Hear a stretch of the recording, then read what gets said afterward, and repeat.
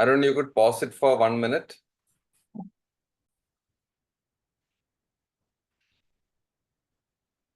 Hi, a very warm welcome to all the participants, guests, speakers, interpreters, organizers, and everyone else. It's good morning from India. I'm sitting in New Delhi, which is slowly getting colder by the day. And across Asia Pacific and Europe and the Americas, we have friends here. So different time codes. Comrade Nazik Jafar is just joining from South Africa. When I called him, he said, "Yeah, you're just calling to check me, if I am up or not." So thank you all very much for joining early. Speakers, Shalmali, Mads, especially Mads has been here online with us through all the testings, everything for the last half an hour. Thank you all very much for joining us. Thank you for the solidarity and support and enthusiasm for this webinar series.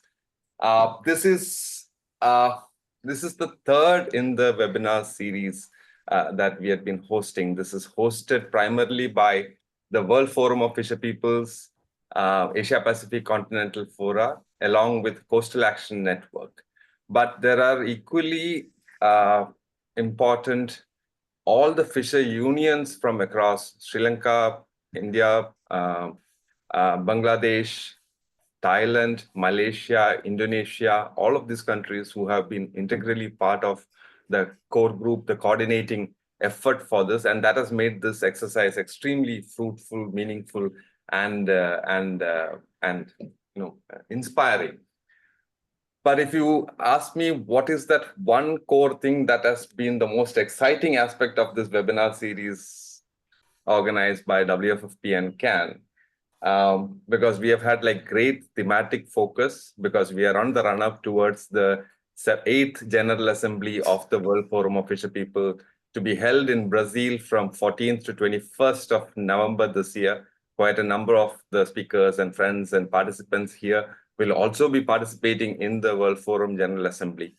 So thematic focus has been definitely a very exciting part. We have actually managed to cover, looking at the entire framework of marine and coastal rights and inland rights, we have actually managed to cover already two major aspects of our existence. And the first one, of course, being the question of land rights of coastal communities and inland communities, to the question of invasive, intensive industrial aquaculture, which we collectively decided to term as factory farming of fish and prawns. And thanks to Dr. Vandana Shiva's lead quote on that, I think the second webinar was really inspiring and extremely productive in terms of taking forward the themes to the General Assembly of WFFP. I think, having said that, this third one is also equally important because this goes much deeper into the core question of who are the fishers, from across the board, from terms like fisher folk, fishermen, fisher people, and later the Marxist framework of fish workers, which globally got accepted at a time when derogatory caste names and derogatory terms were used for the fishing community. The fish worker identity that was given by structural analysis of different thinkers across the globe together definitely gave names that inspired us. But many of our organizations still are called in multiple names. In India, it's the National Fish Workers Forum. In Pakistan, it's the Pakistan Fisher Folk Forum. In Sri Lanka, it's Fisheries Solidarity organization.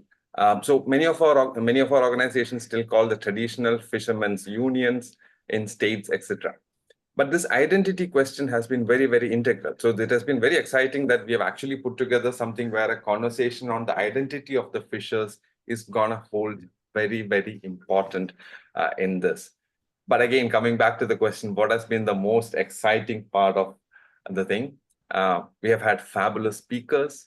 We have had a wide range of speakers from, experts, community leaders from across Asia Pacific region, and also friends from the Americas, like Nadine, who joined, or today we have Nazik with us. That's very exciting. We have had globally renowned, people who have worked on the whole issue of fisheries and fishers' rights. Dr. Vandana Shiva is one of the names that I took, but across the globe, many people have already participated in it. We have had UN official body representatives, people who are associated in the UN in multiple capacities. We have had the UN Human Rights Rapporteur, Michael Fakhri, here with us all through in the last session. We have Shalmali Guttal, who is also part of the UNDROP, UNDROP on peasants. This is a conversation that has been going on that fisheries and fisher people's issues need a lot more focus from groups like UNDROP. And this is a new working group that they've put together. They are definitely trying to take in a lot more perspectives from the fishing community at this point of time, and coastal communities especially. So I think even from an advocacy perspective, this has actually been great. But actually for me, personally also and politically, the most inspiring part of this entire exercise has been the participation of people across board. And we are just not talking about India. We are talking about India, Sri Lanka, in Thailand, where groups of people have been sitting together.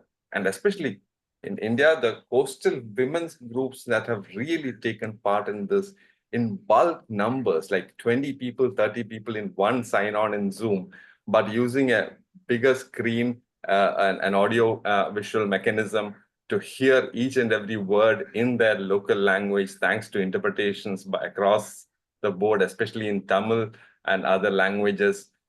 So it has been really great. I think we would just like to show some shots of how people have organized themselves to sit and watch this webinar series, because as I said, it has been really exciting to see that. Thanks to all the friends who made sure this got recorded, because this is Thailand, where the Thailand Traditional Fisherfolks Union, Ravdi and other friends are already here. Thanks to you guys, this kind of organized way of making sure that the community leaders and friends were sitting across is the pictures from southern India, where women have been sitting together and watching. I think I should just stop talking. The pictures speak volumes about.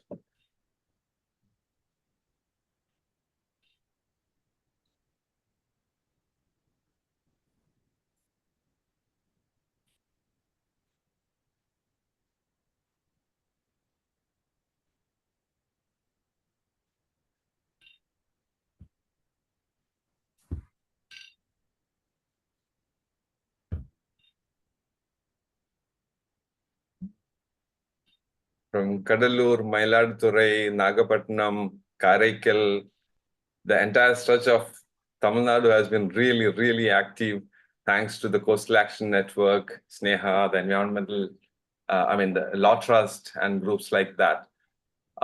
It's been really, really amazing to see the extent of participation. So this actually means that we are doing on an average a 7-fold from the number of people that we are seeing on Zoom here. That is the kind of participation that we have had.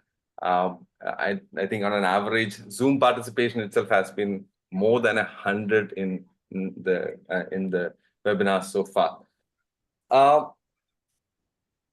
think today we have a very, very important topic in hand, which is the question of reimagining fisher people's identities, political challenges, and the path forward. I think while in the onward journey towards this 8th General Assembly and the biggest assembly of community leaders and fisher people from across the globe with experts, thematic commentators, analysts, all of that, which is going to happen in Brazil in the mid of November. I think this question of reimagining the identities of the community, identities in plural, is very, very important, because as much as we hate and fight the monocultures of the mind, it is important to reassert the identities that we belong to. And I just want to quote something, because I think much better than anybody else can put it, one of our comrades who spoke in the recently held South African tribunals on blue economy actually said this, and I want to quote from that. Thanks to Dr. Paula for sharing this when Dr. Paula was in the jury of the South African tribunals. This was organized by Coastal Links and Massifundis in South Africa. What is there for us as traditional fishers? And that is where the idea came of a policy that they call small scale. So she's referring to the small scale fisheries. I mean, the guidelines on small scale fisheries. And everything that is other than that, they propose is small scale. Anything that entail us as colored people and Black people is small scale. You can go talk about the land issue. It is small scale farming. What is all about is small scale. Everything is small when you are involved, and that's the problem. And the comrade continues, I just want to be a fisher, not a small scale or a subsistence. I want to be a traditional fisher because that is what I am. Catching fish from the age of 10, from the river up to the sea, still up to today. I don't think we can have a better starting to the whole debate on who are the fishers than this. So thank you very much once again to South African comrades for this brilliant work, which was a continuation of the Blue Economy Tribunal's work that was initiated in Asia, where 5 countries participated, and then on to South Africa. These tribunals have really put together a whole quantum of testimonies, narratives, perspectives, data, and core issues that are actually in front of the fishing community across the world, both coastal and inland. I will have to quickly move on to our leader, comrade, the General Secretary of the World Forum of Fisher People, Comrade Herman Kumara. Comrade Herman Kumara is also the leader of NAFSO, National Fisheries Solidarity Organization from Sri Lanka. This is the second time Comrade Herman has come back to the leadership of WFFP. Thank you very much, Comrade Herman, for joining us, and very excited to have you here to give the opening remarks for this webinar. Over to you, Herman. Thank you, Vijayan, and all the comrades. Congratulations. You can hear me, right? Yes. Okay. Congratulations to all the organizers and all the speakers, all the resource persons here, because we know it's very, very important that we are moving towards the 8th General Assembly of the World Forum of Fisher Peoples, which will be held in Brazil, as Vijayan rightly said. So actually, we are having series of hurdles during this period, but it is really, really important that we all are united and work together towards the aiming at the General Assembly. And we congratulate CAN, Coastal Action Network, which you took the initiative to organize this webinar series, because it's really giving the way, giving the direction, and it's really inspired all the fisher people all over the world, because we know that your leadership is really, really great and inspired. As usual, the Indian fishers, Indian comrades are taking lead, many of the fishery struggles, and also giving the direction to us. So at the same time, I should say that we are focusing at the General Assembly that one of the major area of our focus will be our protecting our resources, protecting our rights fighting against ocean grabbing and climate crisis, and also moving towards the food sovereignty goals. So in that, we work with indigenous peoples very closely, and we'll have a very specific session, specific assembly on indigenous peoples during the General Assembly. At the same time, we know it's important that the inland fishes, which are neglected or marginalized, they were sidelines in many occasions, in many parts of the world, but they contribute a lot to the fishing industry, and considerable number of fisher people engage in fishing in this. So in that, we take up these two major areas as our major topics of the assembly, and in that, youth and women will be another specific topic that we are talking about. Not topic, but they have their own assemblies to bring the spirit to the main assembly to give the way to work towards the enhanced movement struggles. So I'm here in Rome this week, attending the United Nations Decade of Family Farming. So it's again, we have a real challenge because when it says family farming, I said that where is the fishers? Okay, they say that, okay, when you say family farmers, it includes the fishers. Okay, the terms are okay, but we are not really visible in that. The amount of space that we are getting is really very limited. So in that, it is very important that we put forward the narratives. What's the meaning of fisher people? This is something very important to highlight, because we are always sidelined, or we are maybe we are oppressed within the oppressed. That is something that we need to highlight and we need to put forward. So in that, to visualize the visualize the fisher peoples into the world people's agenda, it is really important that this type of webinars we organize continuously. So in that, this is the third webinar. So we are talking about our identity. That's very important. And we really inspired through the work that you have conducted. We are conducting about the blue economy people's tribunals. It is very important because now we are forgetting now the capture fishery. We are moving towards the FAO, the main policymaking body, moving towards blue transformation. That is mainly about the aquaculture.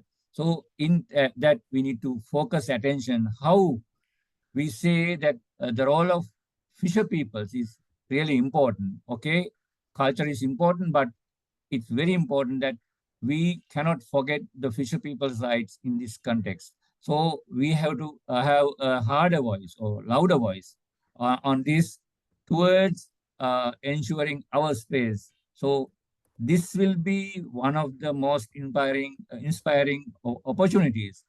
All the renowned leaders or the resource persons are helping us. So we really thankful, like Mads and Shalmali, Carsten, Jesu, and many of the leaders or many of the resource people are helping us. So it is really important. Through this information that we gather, through the inspiration that we are gathered here, so the 8th General Assembly will be a great event and will be a very successful one in that sense. So we really thankful to all of you for helping us to strengthen the struggle, coming together, unitedly fight towards the food sovereignty and the people's rights. So thank you very much, Vijayan and the team. Jesu, it's really grateful to you all organizing this event. Thank you. Thank you very much, Comrade Herman.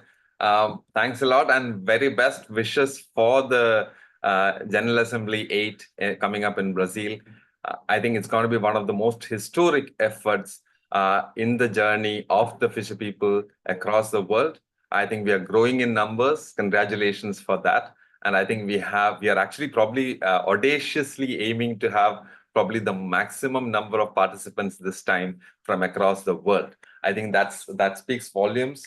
The bottom-upization, going up from the bottom lines of every coastal area, every inland riverbank in the world, to reflect and bring up issues of the community is a humongous effort. Congratulations to the whole WFFP CC for that. And your leadership has again proven once more that it's taking us forward. During the pandemic years, we could not organize the WFFP General Assembly. So we are back to being there from Delhi last time when the General Assembly 7 was held to in Brasilia, where this is going to happen. Great. So from the current General Secretary, let us move on to the former General Secretary of WFFP, an ideologue of the movement for very many years, someone who has been integrally part of an entire set of negotiations, discussions, debates, fights that went on in the global fora on the question of small scale and how the community's identity needs to be brought out in stronger, better fashion across the world, not just in negotiation tables, but even in the theoretical understanding of where the traditional fisher people belong to. Comrade Nazik Jaffer from South Africa, one of the earliest leaders of the Masifundise and the Coastal Links. Comrade Nazik Jaffer, thank you so much for joining us. And sorry for torturing you with this. That it's early in the morning at 6 o'clock for you, and you have to sit up on the late October for a webinar. Thank you very much for joining us, and we are really looking forward to your inputs on this. Comrade Nazik Jaffer from South Africa.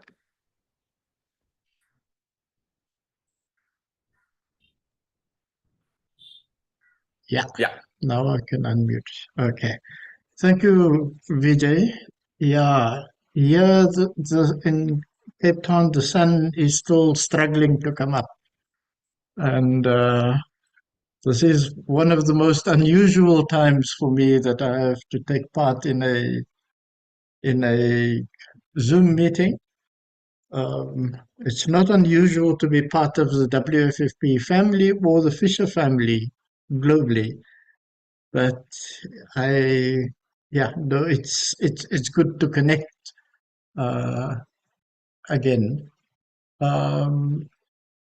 So yeah, I have a few minutes. I think Vijay is overstating my role. Yes, I was in the leadership of WFFP for a long time, a very, very long time. But I'm just myself. I come from a fisher family, and I come from Masifundisi and Coastal Links, where we have organized and worked in fishing communities. And I come from WFFP, but I'm just an ordinary person. There's nothing fancy about me. But I think the more important point to start off with is that a fisher is not just a fisher in the context of small-scale fisheries. A fisher is part of a community. It is, so all of us, when we go fishing, we don't just fish.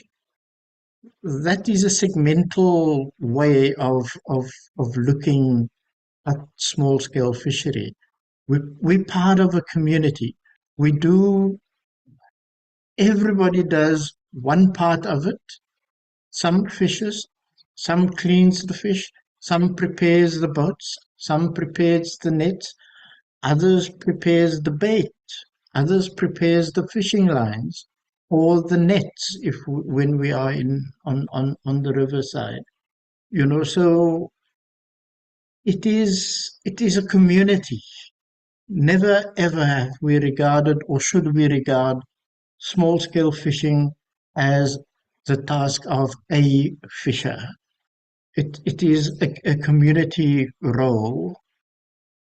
And likewise, it brings us to, why are we called small-scale fishing? Some of us calls ourselves artisanal fishers. Some of us calls us traditional fishers. Some of us are called small-scale commercial fishers.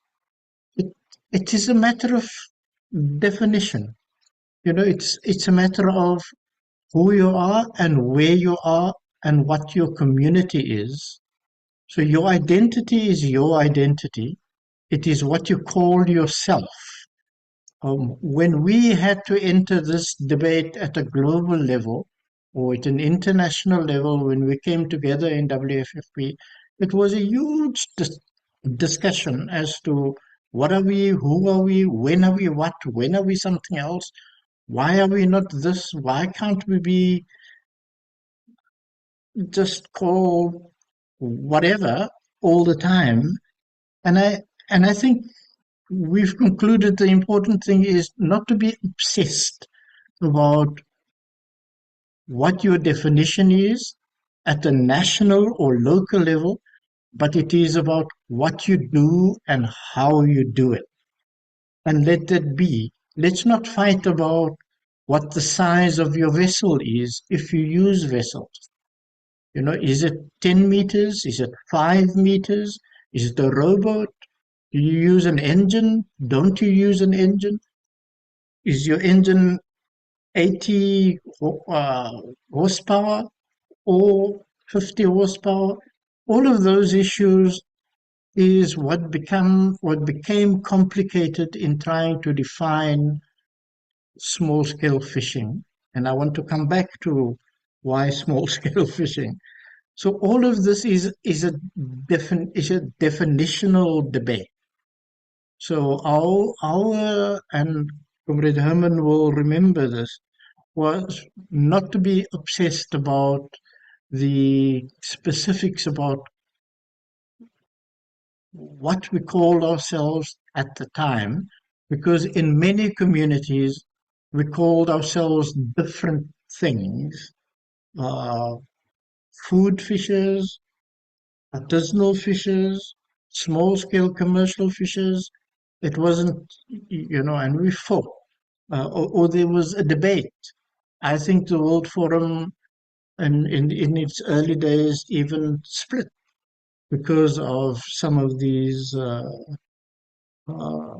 some of these issues that we got carried away.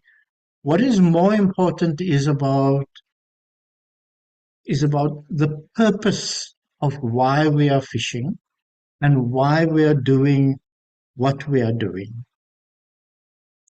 and our right to be able to do that. That is really the issue at stake. So one of the first characterizations is that we are not an individual fisher. We are a fishing community, because all of us, our family, our neighbors, and others in our community contribute and play a role in what we do and how it is done, and to see the entire process through, from preparing to go to fish, to fishing, to returning from the fishing ground, and to make sure that the fish reaches the constituency and the community that it needs to provide nutrition for. And it is that whole line that we are saying is important. And that line, we are saying every cog, every person that plays a little role in it has a human right to do so. And this is the important thing. It is a human right, partly because it's labor, it is work, it provides food, or it finds food, then it provides that food to community, and that food is nutrition. It gives nutrition, it gives life to the community. So that is a right that every person and every community has in order to exist, and that makes it a human right. But connected to that right is also the cultural function it plays, because it is not just the act of physically fishing or physically preparing the boats or the nets or throwing the net. It is the whole spectrum of what goes with it, and everybody plays a role in it, and everybody has everybody benefits from it in a communal sense. So without the one, the other can't exist, or the other can't be recognized.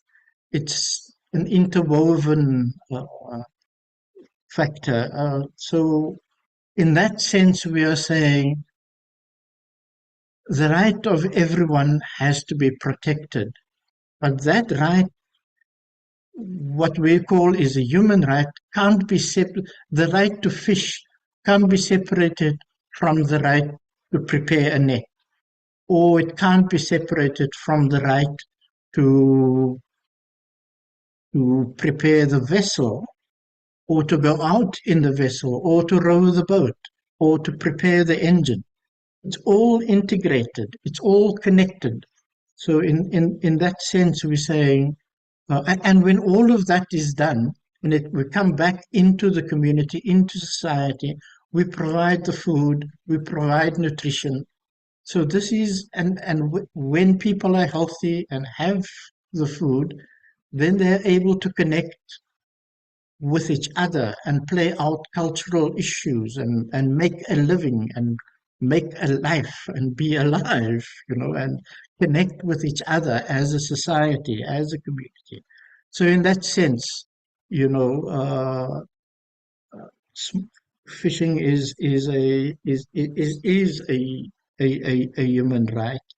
Um, Importantly, politically, and I want to come back to that, because there's another point I want to make, is we play a national role. That national role is that we provide food and nutrition. We are not dependent on government to hand out support for us or to provide social welfare. We can look after ourselves, and we do it ourselves, and we set the regulations ourselves. It's not that we set regulations, there's a practice that is passed on historically from our parents, our grandparents, their parents, their grandparents. It's, that is the practice, and that is inherent in what small-scale fishing is. It is not something that you get taught in a textbook. It is not something that you have to go to school for. It is not something that you have to get a university degree for. So our human right is inherent in how we live, in how we obtain food, and in what the food is that we obtain. So out of that lesson, the most important point is small-scale fishing provides societal stability. We don't fight with each other. We don't fight for who has what farm, who has what piece of land, who has whatever else. We are a collective. We are commons, as some of us would like to say. We work together, and we have a purpose in work together, and we are not reliant on government to hand out social support. The role of government in what we do is to support our development and our growth, not to make rules for us, not to make regulations for us, not to tell us when to fish or how to fish or what to fish for, because generationally we understand that. We know what the fishing grounds are. We know when the fish spawns, or make babies, and when new fish is going to grow. This is all within our local knowledge, because it has been passed on, and we live it, and we understand it. So the point really is the right to fish exists already. It is a pre-existing right. No government, whether national or provincial, or no company for that matter, can come or should be able to come to us and say, these are new rules, this is how you should do it, and how you should not. We have a pre-existing right, because that right has made this community. It has not just made us, it has guided us in the way we have survived. Um, what has upset that rhythm, that stability, is when people want to come in and make money, when government tries to make regulations in order to profit out of what is our livelihood. And that is what upsets the rhythm of stability, the rhythm of our livelihoods. And that is where the problem begins to set in, because our work, our right to livelihood, and the way we obtain our livelihood has been what is called commodified. Things have been parceled into little bits. This is the bait. How much does it cost? This is the fishing line. How much does it cost? This is the net. How much does it cost? And how much money will we make out of it?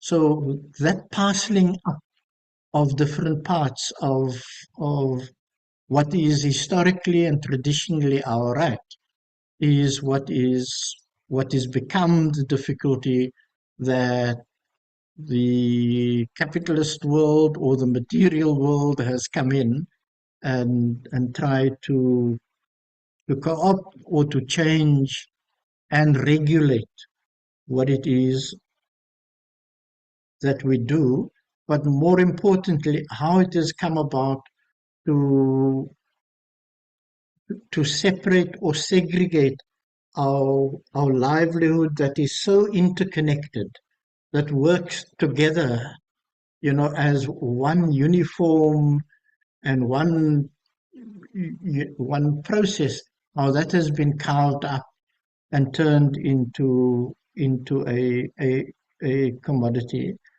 So,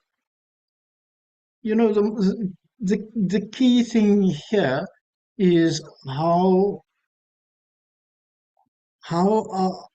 whether you are, whatever water body you are in, whether it is in the ocean or next to the ocean, whether it is next to a river or next to a lake, the same issues apply.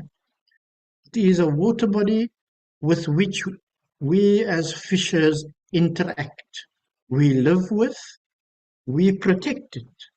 Because if we don't, the way we work lives in harmony with that water body can't subsist if it is not for the way we interact with it. But the moment you try and you come in and you over harvest, you harvest more than what the water body can sustain or produce, then it gives rise to a problem. It means that there will be food or there will not be food into the future.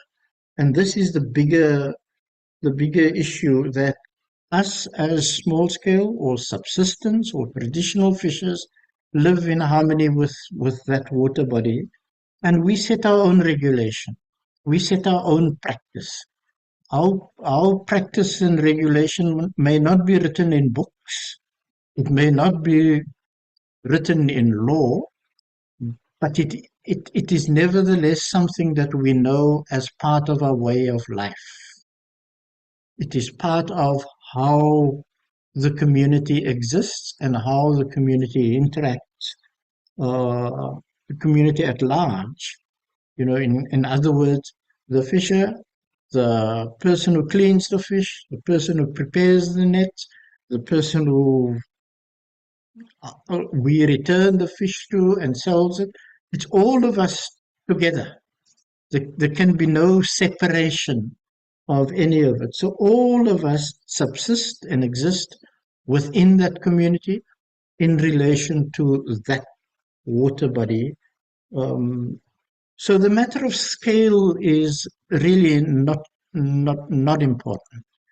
And I'm saying this because I'm coming back to, why are we small scale? Why are we not large scale or medium scale? Why are we not any other scale? I mean, this is not an issue. The term small scale is merely a term that is trying to find common ground across the world for people who fish for a similar purpose. So it is the purpose that is important. It is not the scale, or the size, or the dimension. You know, in some parts of the world, people would use a 80 horsepower boat to go out to sea and to go and harvest, and they consider themselves small scale because they don't use these big engines, they don't roll, they don't use these big boats. The purpose of what they fish for is to provide food or nutritious food for the community at local level, and not necessarily for export. In other parts of the world, other parts of our sector, people go out into the river or into the lake in a rowboat to do exactly the same, to provide food, to obtain food, and to provide it for local consumption and local nutrition.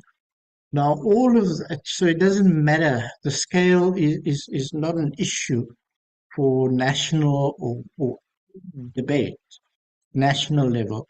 It was an attempt for us to try and find commonality at the global level so that we can find protection against what the WTO or the World Trade Organizations or what the United Nations or the International Monetary Fund try to do, to regulate us as if we are commercial in the same way as the big commercial vessels are. Ours was a fight against that. So this is important, that at a national level, we can call us what we want to. Let's not be obsessed about that. And we agreed, globally, that the most common, or the term that we could use, is small scale, because the purpose of small scale was our human right, to be able to interact with our water body to provide food in a manner that is sustainable, and that is not overconsumption, that is not over-harvesting, that is over-regulated by outside sources, but it is our culture, it is our community, it is our interaction with the resource. So, Vijay, I just wanted to put those few words there as a means of of kind of reflecting on the matter of who we are, why we are, definitional things, and the role that we play, um, and why and how the WF Herman will know just as well as I, how we arrived at these things. And it is not just something that popped up out of the blue. It was a process, and the process basically means that in different parts of the world, our communities and our people do things differently, and we have a right to do so as long as the purpose of what we do and how we do it protects the right of people, the human right of people, and provide food and advances the different cultures that exist at national level in our own spaces. I I hope that those few words sort of contributes to the discussion. Yeah. Thank you Thanks. so much, comrade. I hope you will get a few minutes to look at the chat messages here to see how much appreciation friends are putting on the chat regarding your presentation. I personally have heard you over the last 2 decades close to it, and I feel that I think this introspection, this reflection on where we are now has really been amazing. Today's your sharing has really started the day well for us in terms of looking at the whole question of identities. I don't want to dare repeat any of the or rephrase any of the things that you said, but you brought back the fundamental question of fishing as a human right. You brought back the concept of how fishing is an engagement and interaction of a community which uses traditional forms. It is a cultural, social engagement with the water bodies, and in that sense, an entire way of life. I think that is probably the best, closest to the best definition that we can have on who are the fisher people. So thank you very much for that.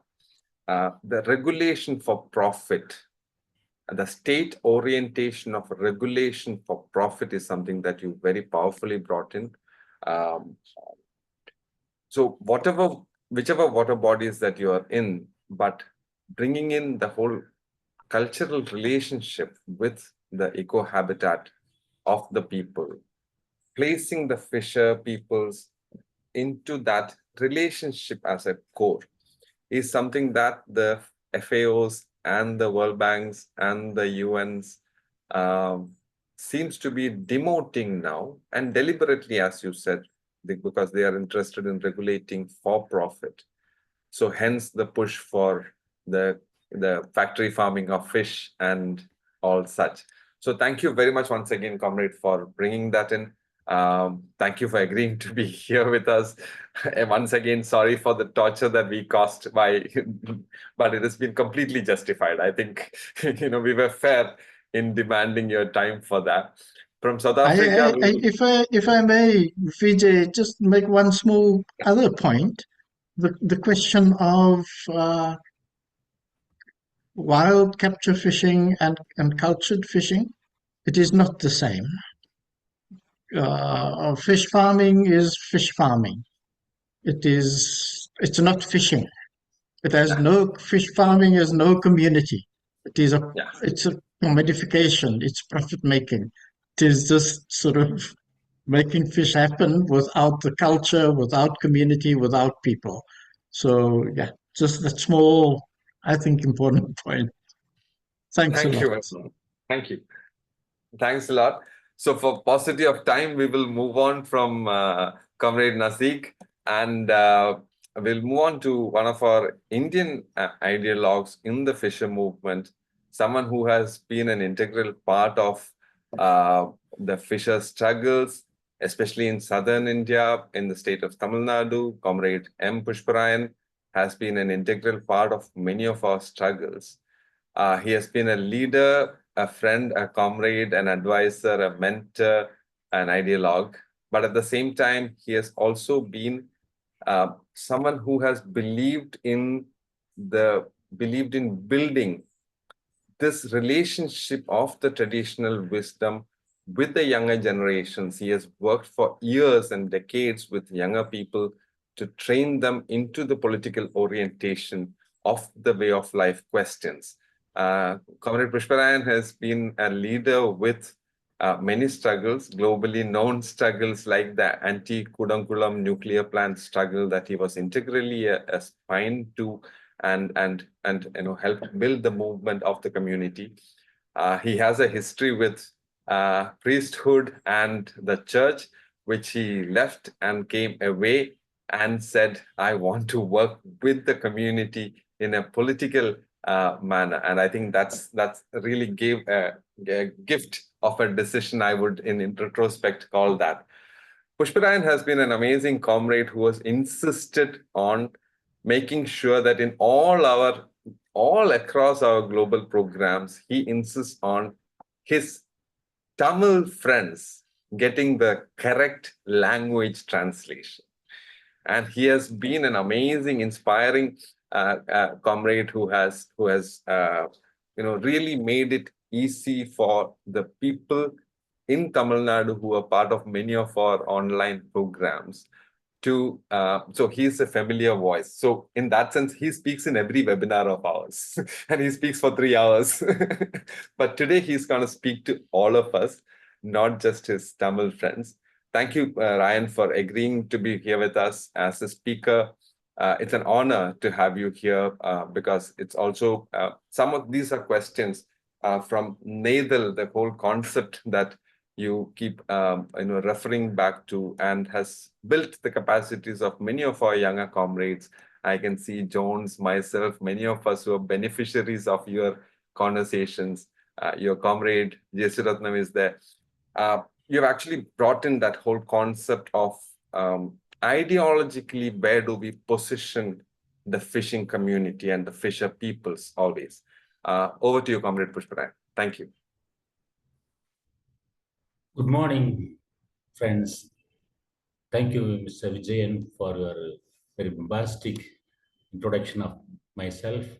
I am very much indebted to you. Thank you for the elaborate introduction. I am indeed happy to share my views with the global fishing communities on the topic reimagining fisher people's identities, political challenges, and path forward.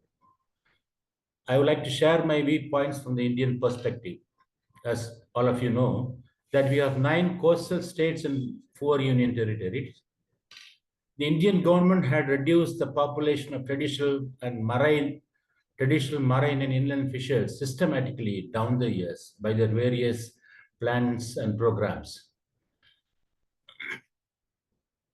This was possible for the government with the support of the international financial institutions and FAO to annihilate us from the coast. That was our experience, bitter experience. In Tamil literature, we have classified all the spaces, land spaces, into 5 categories: mountain, forest, farm, sea, and coast, and the desert. The Kurunji is mountain area, Mullai is a forest area, Marudam is a farmland, Neithal is a sea and sea coast, sea space. Palai is classified and thus lands converted into desert area. These are the various land patterns mentioned in our Tamil literature. Ryan, can you go a bit slow? You're too fast for the interpreters, please. Sure. Thanks. Okay. It is in Neithal, the fishers live and do the living and has been living historically. Neithal spaces totally belong to fisher communities traditionally. Basing on the Neithal space, Neithal Tinai, we assert that we are the indigenous people and the custodians of the resources historically and traditionally. We live in harmony with the waters. We never needed no outside regulation previously. We are regulated ourselves. We had a sustainable living. We do the fishing as families, not as individuals, but as families and communities. We are a highly integrated communities. We are the original natives of the coast. The presence and the existence of the fisher communities has been fully described in our Tamil literature, dated back before the year of onset of Christianity. In the down south of Tamil Nadu, the fishers had engaged in fishing, pearl diving. The literature reports this aspect of our presence in the 15th century itself. There has been reference of this indigenous community engaging themselves in overseas exchange of goods and traded with overseas communities before Christ itself. Historically, fisher peoples consider ocean coast ecology as their territories and place of homelands. Traditionally, fisher peoples collectively govern, conserve, ushered our ocean and coast ecology as our customary commons. So we are fisher commons. So they are called fisher commons. We are fishers not only by our occupation. Fishing is not an occupation. It is our identity. In Indian context, we cannot be identified by class, caste, breed, or gender. We are not fish workers either, as agency scholars. As a community, we are culturally and traditionally fishers. We enjoy our historical and customary rights to a large extent down the centuries till the birth of UN and the FAO bodies. We are the ocean people. We belong to the ocean. We are actually born by the seascape. We were neither small-scale fishers nor large-scale fishers. We no longer accept the term given to us by FAO, small-scale fishers, as it has really marginalized us and ostracized from the coast and from the waters. We were only traditional marine fishers bound by the sea and the coast till we met with UN and FAO. We were the people of neither land, nobody else. Nobody dared to occupy our territories till the onslaught of modernization. Nobody ventured to divide us into small-scale and large-scale fishers. The term fishers attributed only to the marine fishers, marine captive fishers down the centuries. We had been leading a sustainable living traditionally, conserving our natural resources, eking out our livelihood until the independence of our country in 1947. We did really fish to meet our family, village and country needs. All the havocs, especially the name of revolutions, green revolution, blue revolution, and white revolutions, started happening in the name of food security of the country. There have been different ways of oppression and alienation from 1950s till date. This is our Indian experience.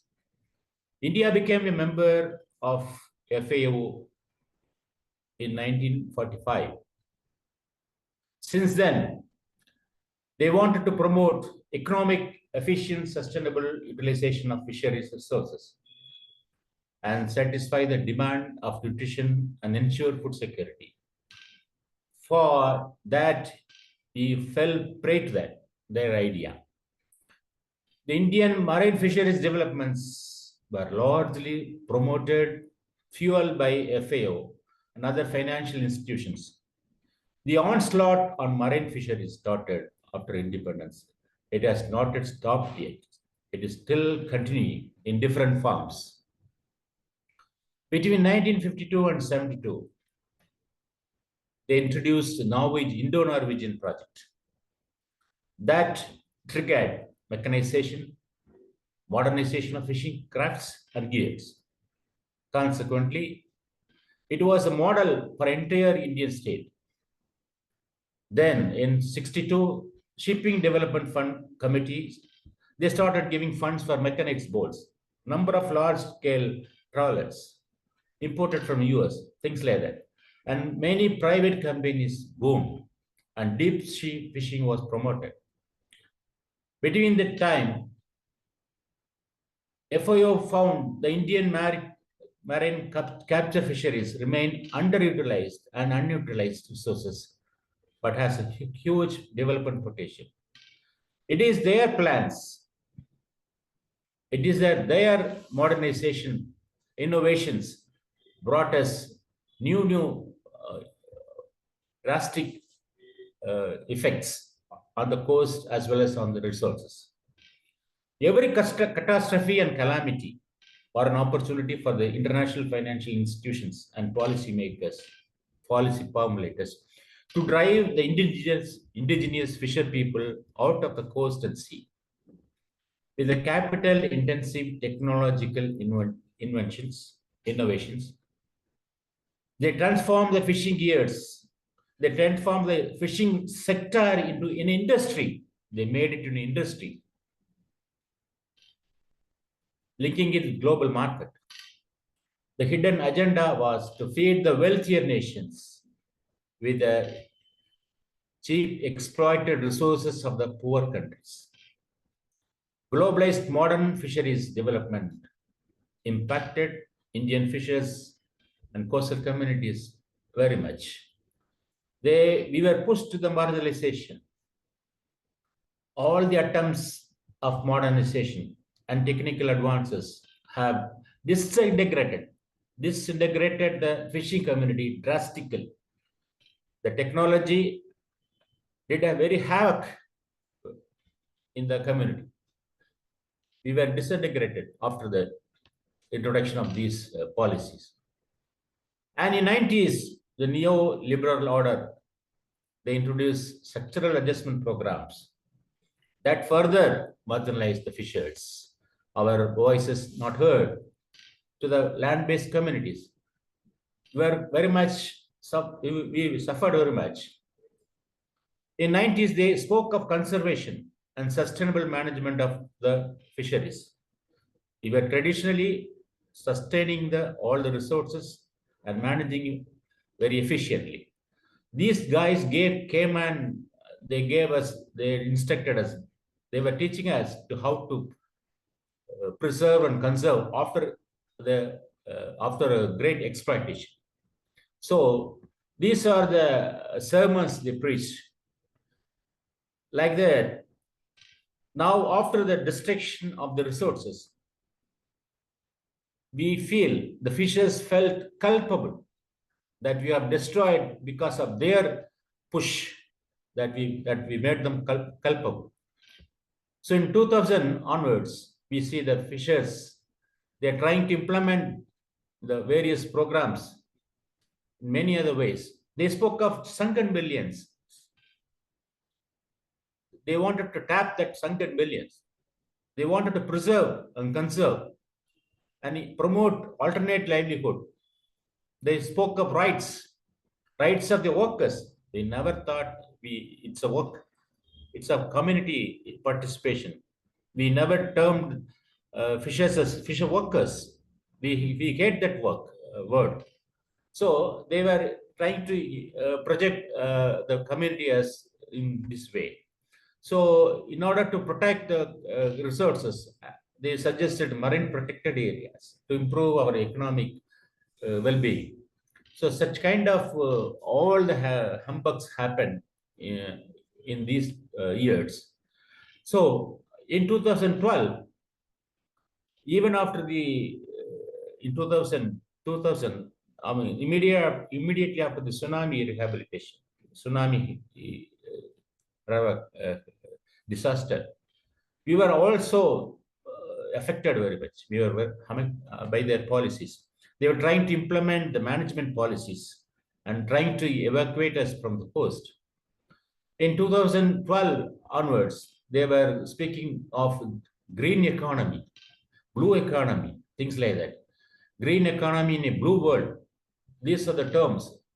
And hidden harvest. They wanted to capture all the hidden harvests in the oceans. They were trying to push, trying to blame the traditional fishers of damaging the resources. And most 90% of the marine captures, fishers depend on the ocean for their livelihood, they say. So they wanted to balance the attack on the resources. So they suggested an alternate thing of creating aquaculture. In the name of blue economy, aquaculture, tourism, shipping, biotechnology, maritime sector, seabed mining, oil and gas extraction, renewable energy, so much of things were spoken of. These are planned well through the spatial management plans. So we still bear the brunt of all the attacks.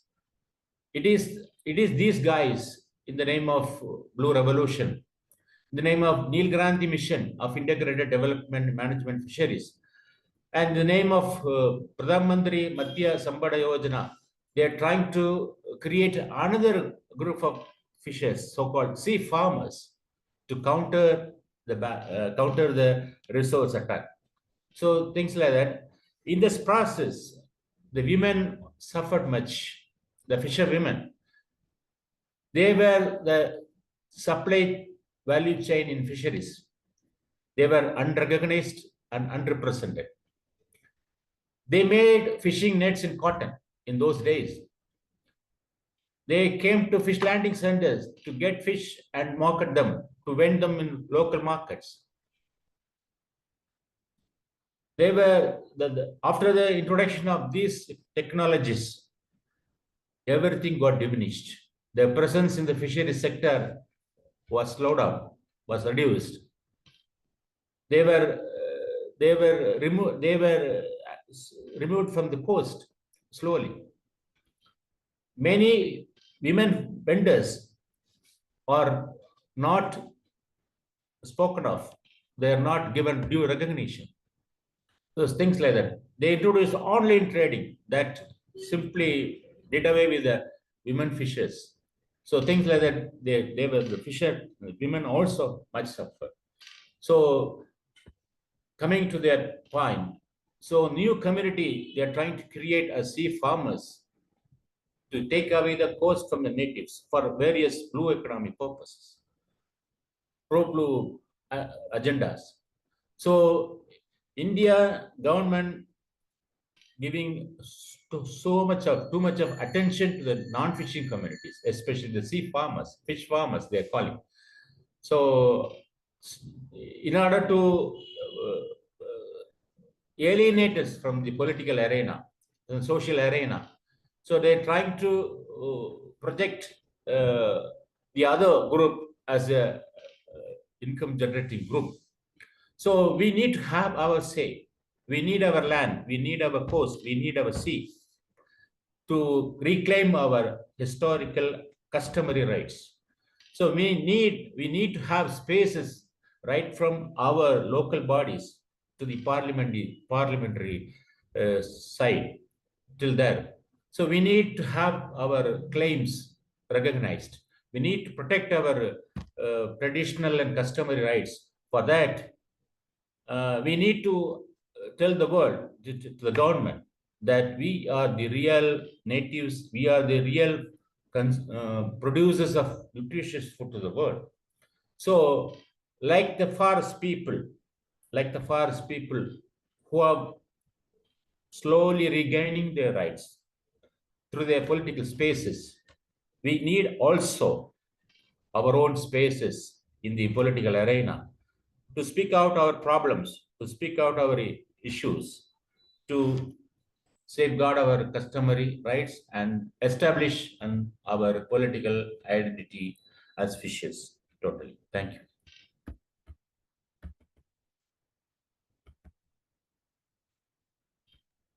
Thank you, Comrade Pushprayan. I'm sorry, I think I had to hurry you a little bit there. Ryan, you brought in the entire framework of NADL, much expected. Thank you for that.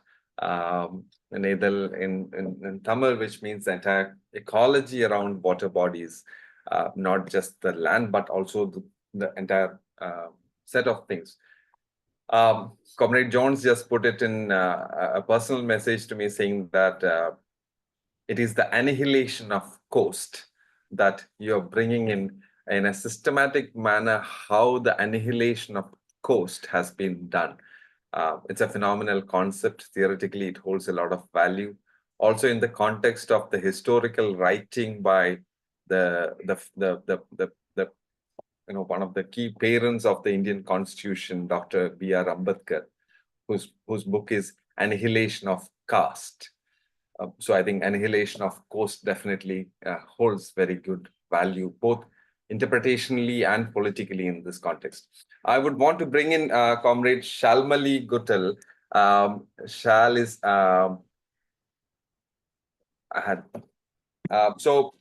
Shal is here with us. She has been a comrade with the fisher movements, the peasant movements, the farmers' agitations, a lot of those. But Shalmali has been both a co-traveler and for many decades now, a co-traveler, a friend, a solidarity worker, and someone who has made critical interventions for many community struggles. She has played that role as being part of many civil society organizations in the past, most importantly, the Focus on the Global South, an organization that many comrades built together to also counter the northern and the global north impacts on communities and people of diverse kinds. And Focus has historically played that role. Focus has been a co-organizer of this webinar series too. But now, currently, Shalmali also holds the portfolio of being a member of the UNDROP working group. The UNDROP is for years now the United Nations Declaration on the Rights of Peasants and other communities from rural backgrounds especially.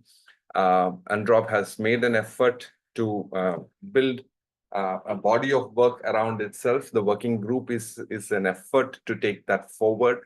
At the advocacy side, we have been hoping that UNDROP will also bring in fisher perspectives onto the table.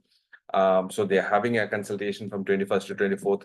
To cut all that short, Shalmali, welcome and thank you very much for joining us. It's an honor to have you here, both as a comrade and now as an UNDROP member. Arun, can you just, Shal, can you just switch on your video? Yeah. Yeah, Okay. it's on. It's on. Yeah. Can you hear? Okay. So, can you see me and hear me? Thank you. So over to you. Sorry that you had to wait because you are in the midst of several other rushing commitments. Thank you. Yes. Over to you. Yes. Thank you very much, Vijayan. Thank you very much, WFFP and the Coastal Action Network for inviting me for this very important webinar. And my most sincere apologies that I was not able to join the earlier webinars. I was quite sick at that time. I was traveling and quite sick at that time, but I'm better now.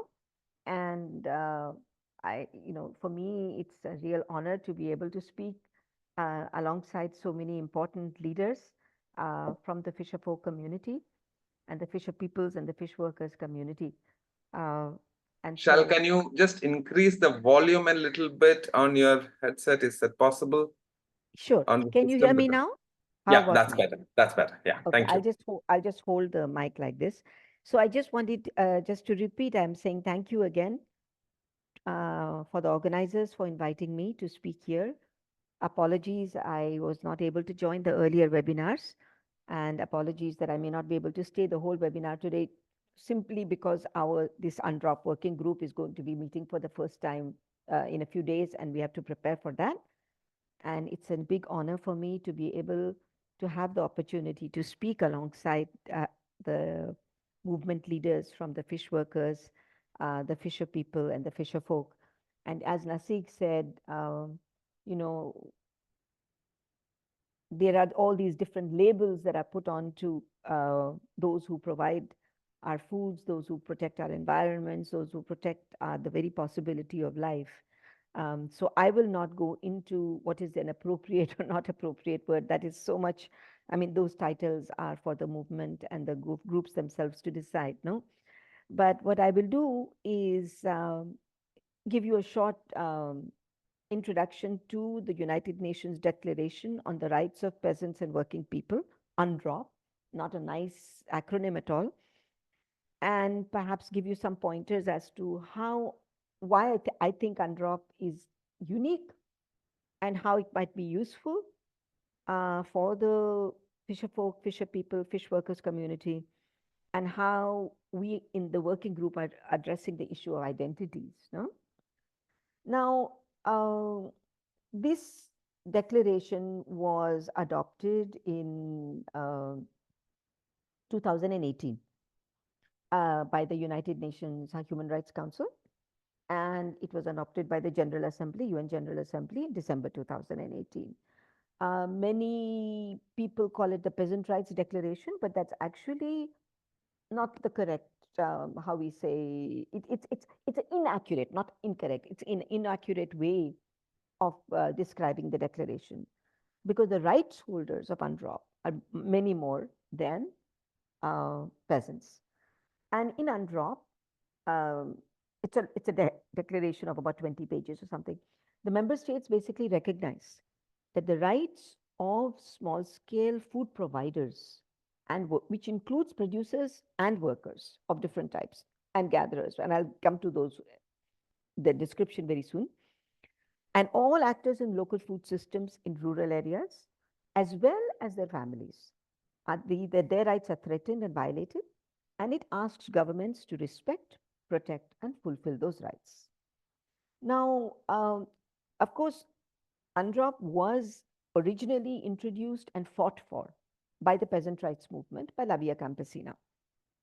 But then in the process, when they brought their first draft to the UN Human Rights Council, they started to build a broad alliance of small-scale food producers groups. So there were fishers, fish workers, indigenous people, nomadic peoples, food and agriculture workers, rural women, indigenous people, all came together and said, we need something, we need an instrument that patently, clearly, unambiguously, unapologetically recognizes the importance of rural communities and small-scale food providers and producers and workers, and protects them, because there is no overarching, instrument such as that does this. And that is how UNDROP was born after 20 to 25 years of struggle and negotiation in the Human Rights Council. Now, in a sense, UNDROP is sort of like a mini universal declaration of human rights. All its articles refer to our rights that are already accepted in international human rights law, but they particularly reflect the conditions of rural communities and small-scale food providers and workers. Now, UNDROP's provisions are also based on, and they integrate the recognition of several contextual conditions and concepts that are very important and crucial to small-scale food provision. Now, what are these?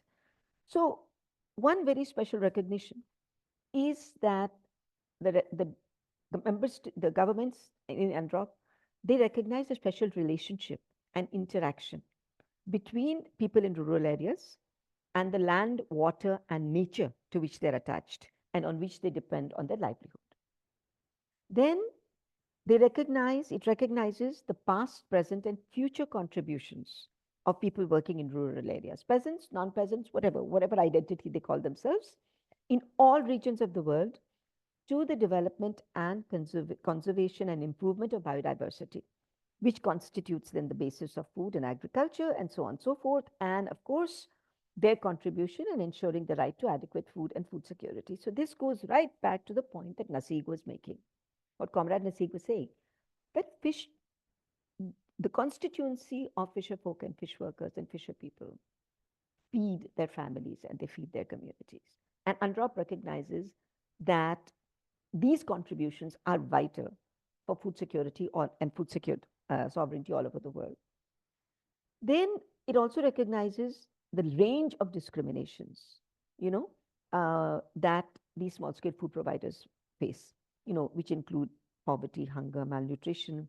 There's the issue of environmental degradation, climate change, forced evictions, displacement, suicides, indebtedness, violence, and all kinds of human rights abuses. And another important set of recognitions here are that it recognizes the exploitation of food providers and food producers, which is, of course, extremely important for agricultural workers, but also fish workers who are on trawlers and in commercial fish working, industries. And this says that they work in hazardous exploitative conditions. They're denied the opportunity to exercise their fundamental rights at work. They are denied living wages, denied social protection, denied the right to form unions, and so on. It also recognizes the challenges that small-scale food providers and producers face in gaining access to justice, whether it's through courts, through police officers, prosecutors, lawyers, and so on. So it recognizes that the power imbalance, very importantly, it names very clearly legal and physical threats to resource rights defenders, to local communities, and I'll come to that in a bit. And another very important thing is it talks about markets and the threats that markets and speculation on food products and the increasing concentration and unbalanced distribution of power along food chains and uneven power relations along the value chains. Sorry. Shalmali, could you please slow down a bit? Sorry, my apologies. Yeah. Sorry. Yeah. So so I think UNDROP is probably one of the first declarations that names very clearly the problem of the market, the concentration and unbalanced distribution of power, uneven power relations along value chains, and the speculation on food products and what it does. No? So now it recognizes specifically the rights of women. It says how peasant and other rural women play a significant role in the economic survival of their families, in contributing to rural and national economy. It recognizes, including through their work in the non-monetized sectors of the economy, which means care work. And a lot of the work that is not even recognized as work, whether it's repairing a fish net, whether it's preparing a basket, whether it's actually cleaning fish. In the case of small-scale rice farmers, for example, preparing the seed bed and so on, threshing and harvesting. And it says that, so women contribute in both monetized and non-monetized ways to rural and national economies, but they are denied tenure and ownership of resources, land, productive resources, social protection. They're victims of violence and discrimination in many forms and manifestations. So it specifically demands and asks governments to rectify this issue. No? It also names new concepts and rights. So UNDROP explicitly talks about food sovereignty, not only food security, but it names the term. It says food sovereignty, and that food sovereignty is important, and the rights holders of UNDROP are responsible for food sovereignty. The violation of their rights is the violation of their rights to food sovereignty. It then talks about culture and what is food sovereignty. It takes it directly from the old Nelani Declaration, so that's important. It recognizes agroecology of all forms, in all forms in the sense, not just agroecology in terms of a field, but agroecology as a way of relation to nature. It recognizes the concept of Mother Nature and the importance of rural people in protecting and conserving Mother Nature and their special relationship to nature. It recognizes the rights of the people protected under UNDROP to natural resources, productive resources, land, water bodies, rivers, forests, biodiversity. It recognizes the rights to seeds, biodiversity, all genetic resources of local and rural communities. Very importantly, it recognizes collective rights because the human rights framework tends to be individualized. But here we have a declaration that says not only are those food providers themselves protected, but so also their families and the communities in which they live in must be protected. And this is one of the reasons some governments, some very powerful governments, refuse to accept it, refuse to accept UNDROP because they don't want collective rights. Because if it's collective rights, then it means it can have a legal interpretation in terms of how we challenge corporations, agribusinesses, and so on. It talks about the importance of regulation of businesses and transnational corporations, which again was a flashpoint for many big northern governments, as you can imagine. And very important, it recognizes also the rights of migrant workers regardless of status. Whether they're legal, illegal, unorganized, disorganized, does not matter. Migrant workers are migrant workers, whether they're on a fishing boat, whether they're working in a, a chicken factory, whether they're working in construction, as long as they are rural people who are migrating out for whatever reasons, they must have protection. So, in this way, UNDROP sort of really pushes the boundaries. So it sort of advances the human rights framework, no? So now I won't go into all the details of UNDROP. It has many articles in it. Many of them are rights. It's been being translated into many languages, and I know the WFFP is in dialogue with many other organizations about UNDROP. So I hope we'll be able to read and have a longer discussion about UNDROP. But let me explain quickly, go into the issue of who are the rights holders in UNDROP. Why is UNDROP important for the fisherfolk and the fisherfolk community? No? So one is that this declaration is the first human rights instrument that actually provides a definition of peasants in Article 1. Now, what it says about peasant is any person who engages or seeks to engage alone or in association with others or as a community in small-scale agricultural production for subsistence and for the market, and can be for both. So again, this goes back to the point that all the leaders who spoke before me have made. That it's a declaration that's recognizing the contribution of the entire community, not one person. No. Now it also makes it very clear that not everybody engaged in this kind of agriculture is a peasant. In order to be identified as a peasant, there has to be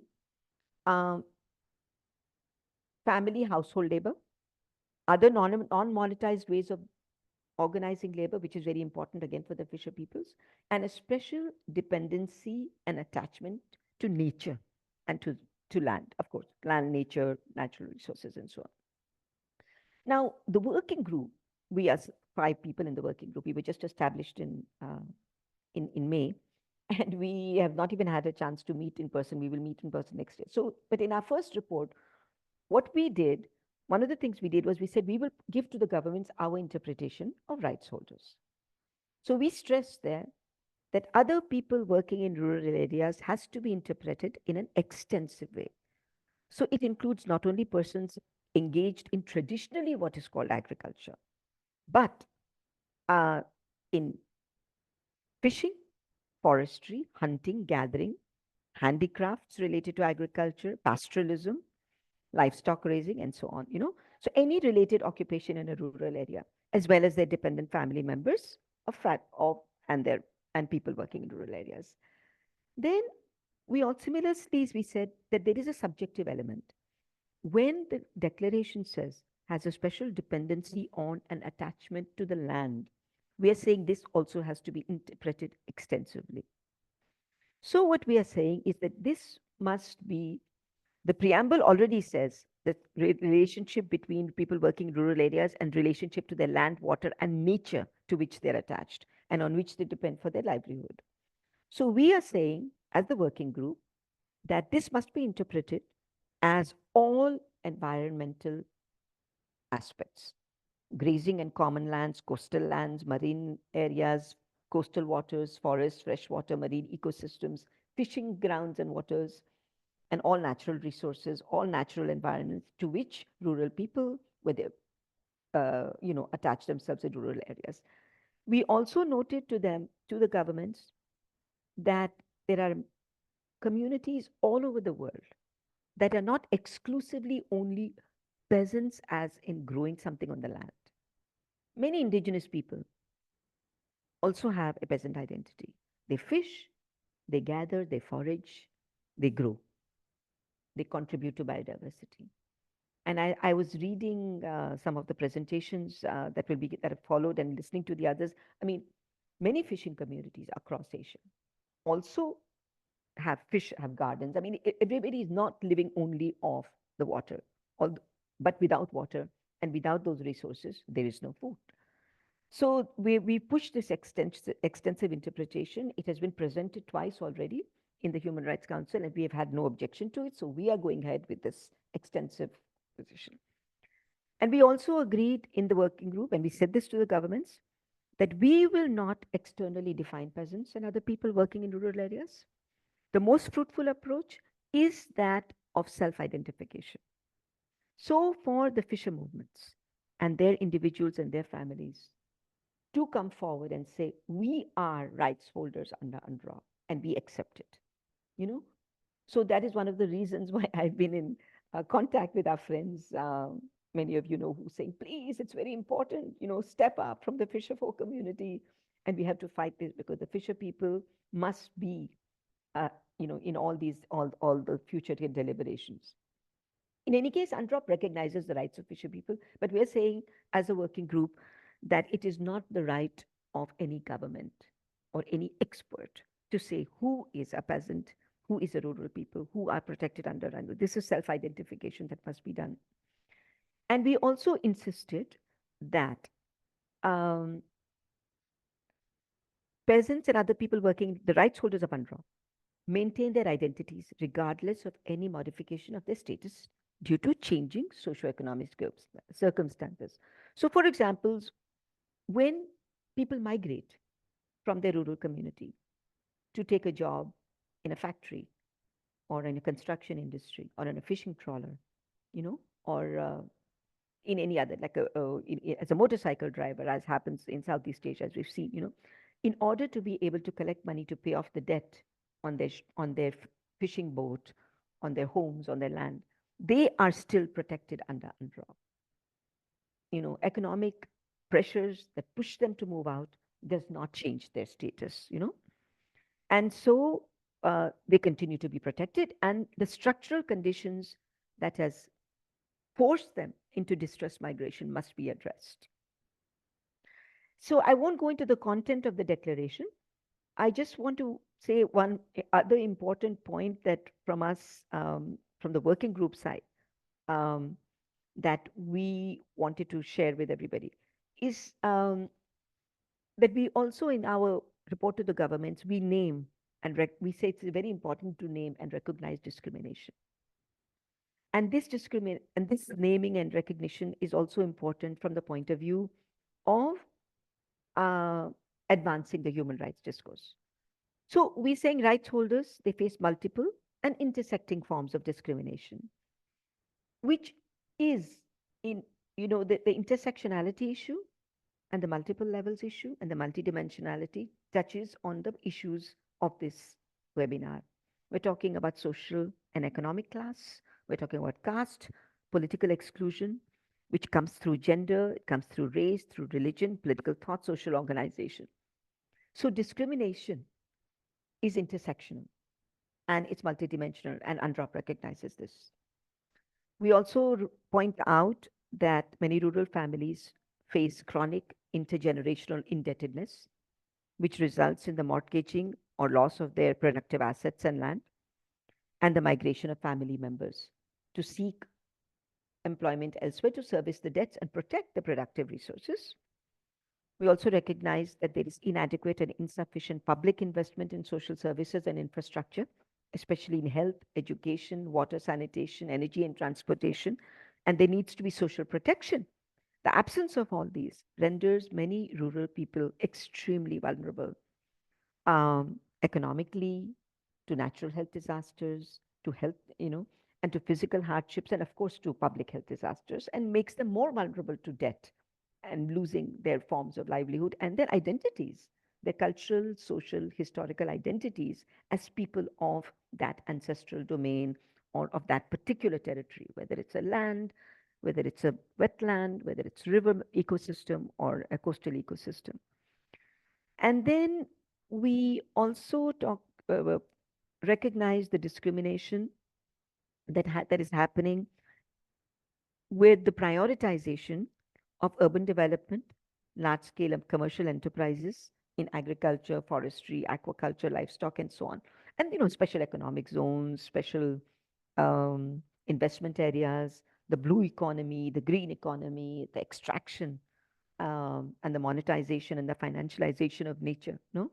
And what this has done in terms of marginalizing rural livelihoods and the exclusion of rural peoples in policy making.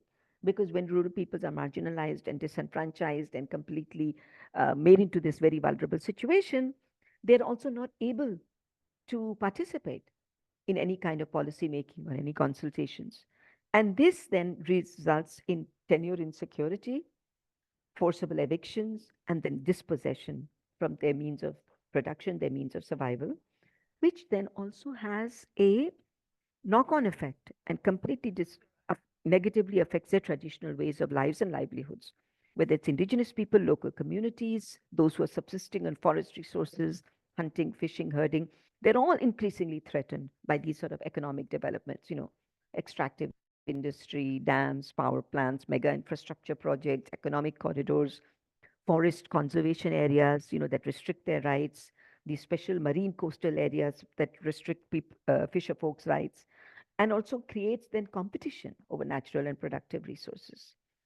And we also recognize then the increasing threats of displacement from the very identities, people being displaced from the territories that have nurtured them and that they nurture themselves. That symbiotic relationship, that displacement, that dispossession has impacts that go beyond intergenerational.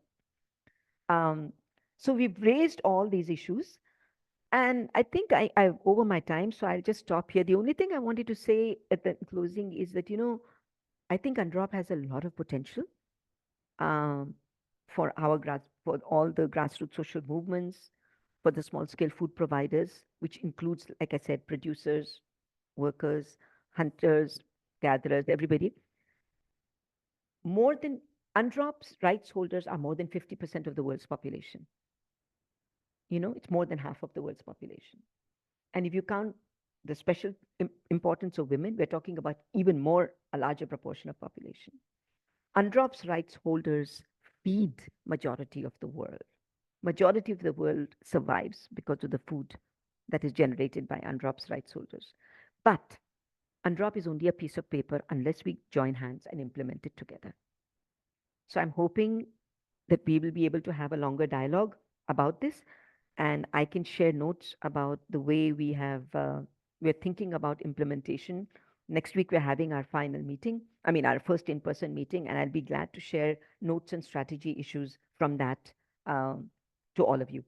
And I know many members of the WFFP have sent submissions to UNDROP, and we're going to read all of them. I'm going to start reading them right after this, and we're going to put together some elements of a strategy to bring it back to you to discuss with you all.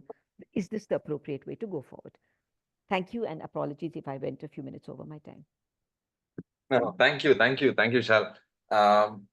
Thank you, Shalmali Guttal. She represents the focus on the Global South, as well as she's part of the UNDROP UNDROP working group, as mentioned. Thank you, Shal, for mentioning the fact that the whole push that UNDROP has been trying to do, especially to bring in the concept of historical, traditional, collective rights as a framework. And that connects very well to the point that Pushpa Ryan was making earlier about how the forest communities in India have at least now managed, India and Nepal have managed to get a law on their side that historically recognizes the rights of the traditional forest dwelling indigenous and other communities, other traditional forest dwelling communities.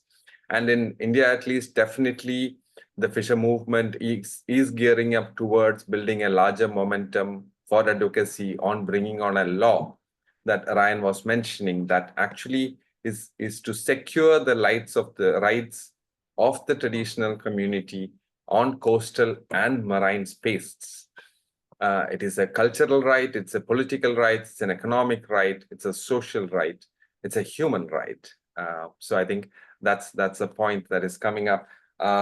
On this, before you leave, I also wanted to mention that I did mention this over the chat with you. The fisher women in India are organizing probably a pioneering effort of an India Fisher Women Assembly, IFA 2024. In the next 15-20 days. We'll be very grateful if you are in India and if you can make it even for a day. That will be really very, very nice. And that goes to everybody across the board here, all the guests here, all the participants and friends who are here. Thank you, Arun, for that. That is the logo, a powerful logo put out by artist Sabiha and our friends in the media collective. Thank you very much for that. It's the India Fisher Women Assembly, 5th and 6th November 2024 at the Thomas Kocheri Center. And all of us would recognize that name in the fisher movement and across global resistance. Father Thomas Kocheri was a pioneer, a leader of the fisher movement, but also a leader of the anti-capitalist, anti-imperialist movement across the globe. So this is in Thiruvananthapuram in Kerala, on the southern part of India, where the Fisher Women Assembly is going to happen. Again, a precursor and a curtain raiser to the global General Assembly of the WFFP to happen in November. But the India Fisher Women Assembly has a long history of the fisher women's assertions within the society, the family, and the movement. And I think it's very important to mention the point that it is also a result of the assertion within the movement that the National Fish Workers Forum, then the general body of the NFF finally authorized women leaders to form fisher women's engagement and processes, which has resulted in this. Thank you, Shal, once again for joining us. And as I mentioned in the chat box, if friends have queries, she may be able to quickly respond. But otherwise, her email we will share in the chat box so that friends can have ask her questions or even about engagement with UNDROP. I think it will be important to ping her on that. And I'm told that there is actually a very similar process of the Fisher Women's and Youth Assembly that is happening in Thailand on November 4th and 5th. So I think this is really excellent build-up that's happening across the world. That the Fisher Women, Fisher Youth assemblies, because GS8 has kind of decided that there will actually be dedicated day-long youth assembly and the Fisher Women's Assembly at Brazil as part of the GA8. So excellent. Thank you very much for that information, Comrade Ravadi. And thank you, Shal. Thank you, Shalmali, for joining us once again. We will move on to our next speaker, who is our leader and Secretary General of the Federation of Thailand Fisher Folks. Pia Tetiayam. Pia has been a comrade for very many years, has been engaged with the fisher movement as a leader, as a community leader. So Pia, most welcome to you. Thank you very much for joining us. And let me just, okay. Is that right?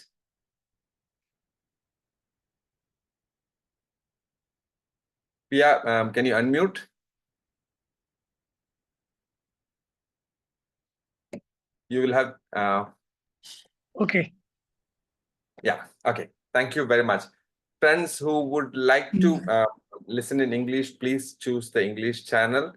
And there will be translation in the English channel for Pia's conversation. Pia, you start now. Thank you very much for joining us. Once again, Pia Tatyam is the Secretary General of the Federation of the Thailand. ได้ครับครับสวัสดี Sawasdee ka. ครับสวัสดีครับสวัสดีทุกคนครับคุณจะแปลแบบไหน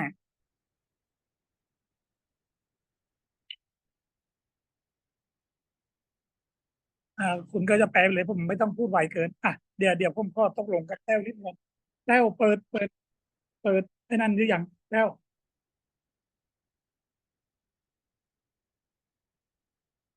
เปิด PowerPoint หรือยังครับแต้วได้ยินไหม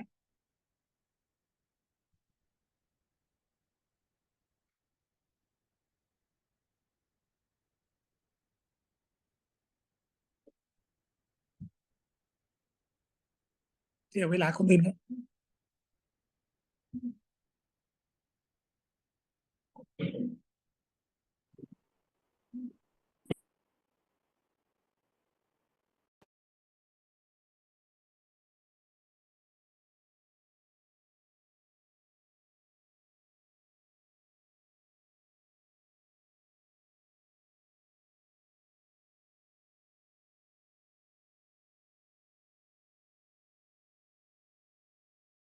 พี่เปียเห็นไหมคะ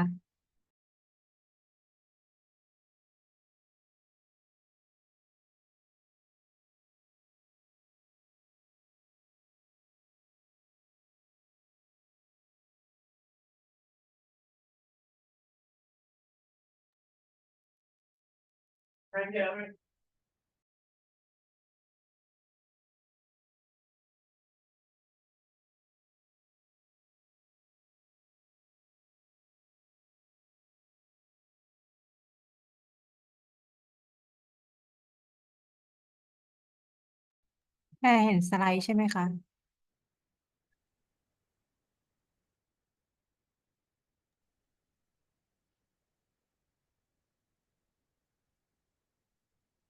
พี่เปียไปไหน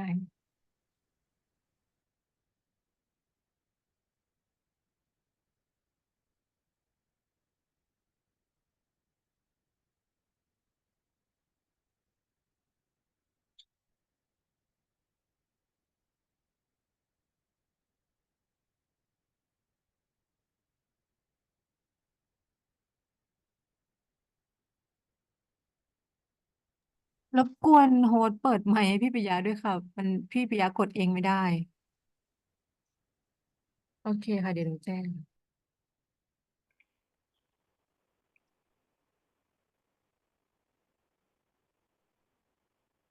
Yeah,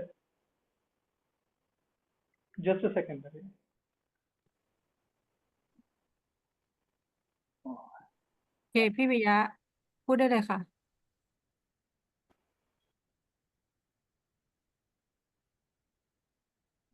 ได้ยินอย่างแต้วทีเนี้ยรูปภาพก็หายไปนะได้ยินคุณแพรได้ยินบ้างไหมครับ ได้ยินค่ะได้ยิน ตอนนี้เปิดละ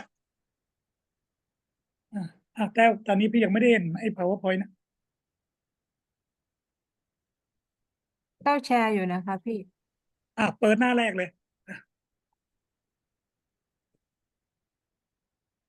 เปิดไปที่สไลด์แรกเลยแต้วครับไปไหมคะเจ้าเลื่อนแล้วไม่ไปเพิ่งมา ก็สวัสดีทุกคนนะครับผมนายปิยะเทศแย้มนายกสมาคมสมาพันธ์ชาวประมงพื้นบ้านแห่งประเทศไทยก็ในมุมมองของผมนะครับผมมองว่าแต่ละบทบาทแต่ละประเทศเนี่ยนิยามคำว่าประมงพื้นบ้านเนี่ยแตกต่างกันไปเพราะฉะนั้นถ้าจะสั่งขยนาคำว่าประมงพื้นบ้านเนี่ยผมว่ามันก็อาจจะมีความหมายที่คลาดเคลื่อนแต่ละประเทศกันทีนี้วันนี้ผมจะมาพูดความหมายประมงพื้นบ้านในประเทศไทยว่ามันเป็นอย่างไรนะครับประมงในประเทศไทยประมงพื้นบ้านก็คือ ชาวประมงขนาดเล็กนะครับถึงขนาดจิ๋วที่ประกอบอาชีพประมงด้วยตนเองนะครับแล้วก็จับปลาจับสัตว์น้ำตามชนิดของที่สร้างเครื่องมือนั้นขึ้นมาแล้วก็มีมากถึง80% ของประเทศสิ่งหนึ่งที่ ชาวประมงพื้นบ้านต้องการสร้างตัวตนสร้างคำนิยามของประมงพื้นบ้านเฉพาะของประเทศไทยก็คือว่าในประเทศไทยเนี่ยยังเป็นเสรียังเปิดเสรีการจับทำให้เราต้องการนิยามให้มันชัดเจนเพื่อที่จะเข้าถึงทรัพยากรอันตรงนี้มันมีความสำคัญกับนิยามประมงพื้นบ้านสำหรับประเทศไทยมากๆสไลด์ที่2แล้ว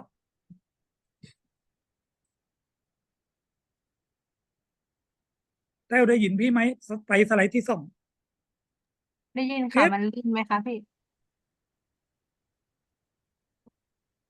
ทีนี้ในประมงประเทศไทยเนี่ยถ้าว่ามันมีความเป็นตัวตนมันมีอัตลักษณ์อะไรที่มันโดดเด่นก็คือว่าเราเป็นชุมชนนะครับเรามีเครือข่ายเรามีชุมชนที่เข้มแข็งเรามีวัฒนธรรมประเพณีการสืบทอดในเรื่องของภูมิปัญญาดั้งเดิมจนสร้างความโดดเด่นความเป็นประมงพื้นบ้านขึ้นมานั่นก็คือว่าเรารู้จักใช้ธรรมชาติเป็นหลักในการจับสัตว์น้ำนั่นก็คือกระแสน้ำเราใช้ภูมิปัญญาในการที่จะดำน้ำฟังเสียงปลาในการจับเราใช้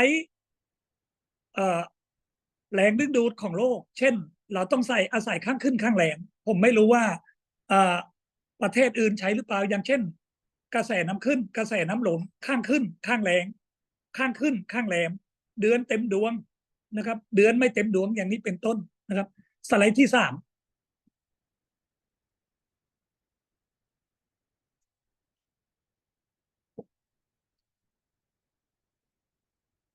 สิ่งหนึ่งที่ประมงพื้นบ้านภาคภูมิใจก็คือว่าเราเนี่ยไม่ได้จับอย่างเดียวแต่เราฟื้นฟูเราดูแลอย่างเช่นเรามีธนาคารปูเราก็จะเอาพ่อแม่ปูที่ไข่นอกฝากนะครับแล้วเราก็เอามาเพาะพันธุ์แล้วเราก็ปล่อยเหมือนในรูปที่มีถังสีข้าวเรามีการสร้างบ้านปลาเรามีทำการสร้างบ้านปลาหรือว่าภาษาท้องถิ่นเรียกว่าสังกอเราก็ไปดูว่าเฮ้ยณปัจจุบันประเทศของเราเนี่ยมันมีความเสื่อมโทรมในเรื่องของระบบนิเวศใต้ท้องทะเลเราก็พยายามที่จะไปสร้างระบบนิเวศใต้ท้องทะเลในรูปแบบใหม่ก็คือเราเอาวัสดุธรรมชาติไปสร้างไปทำให้มันเกิดระบบนิเวศใต้ท้องทะเลขึ้นมานี่ก็คือสิ่งที่ประมงพื้นบ้านในประเทศไทยกำลังทำอยู่นะสไลด์ที่4ครับ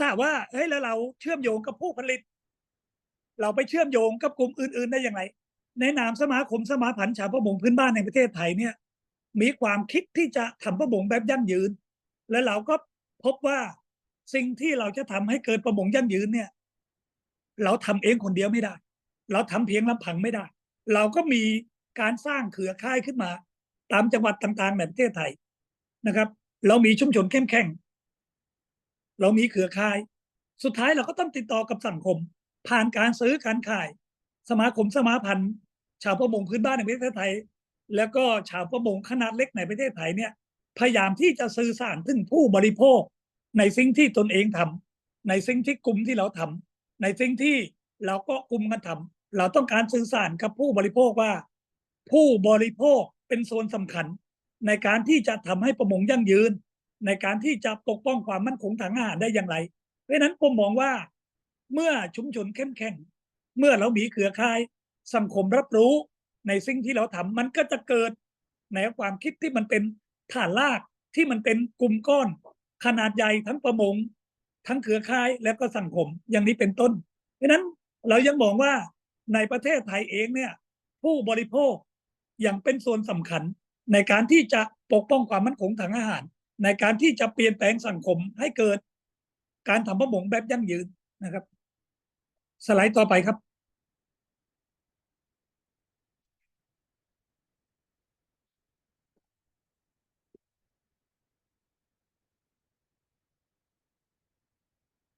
ขึ้นไหมครับแต้ว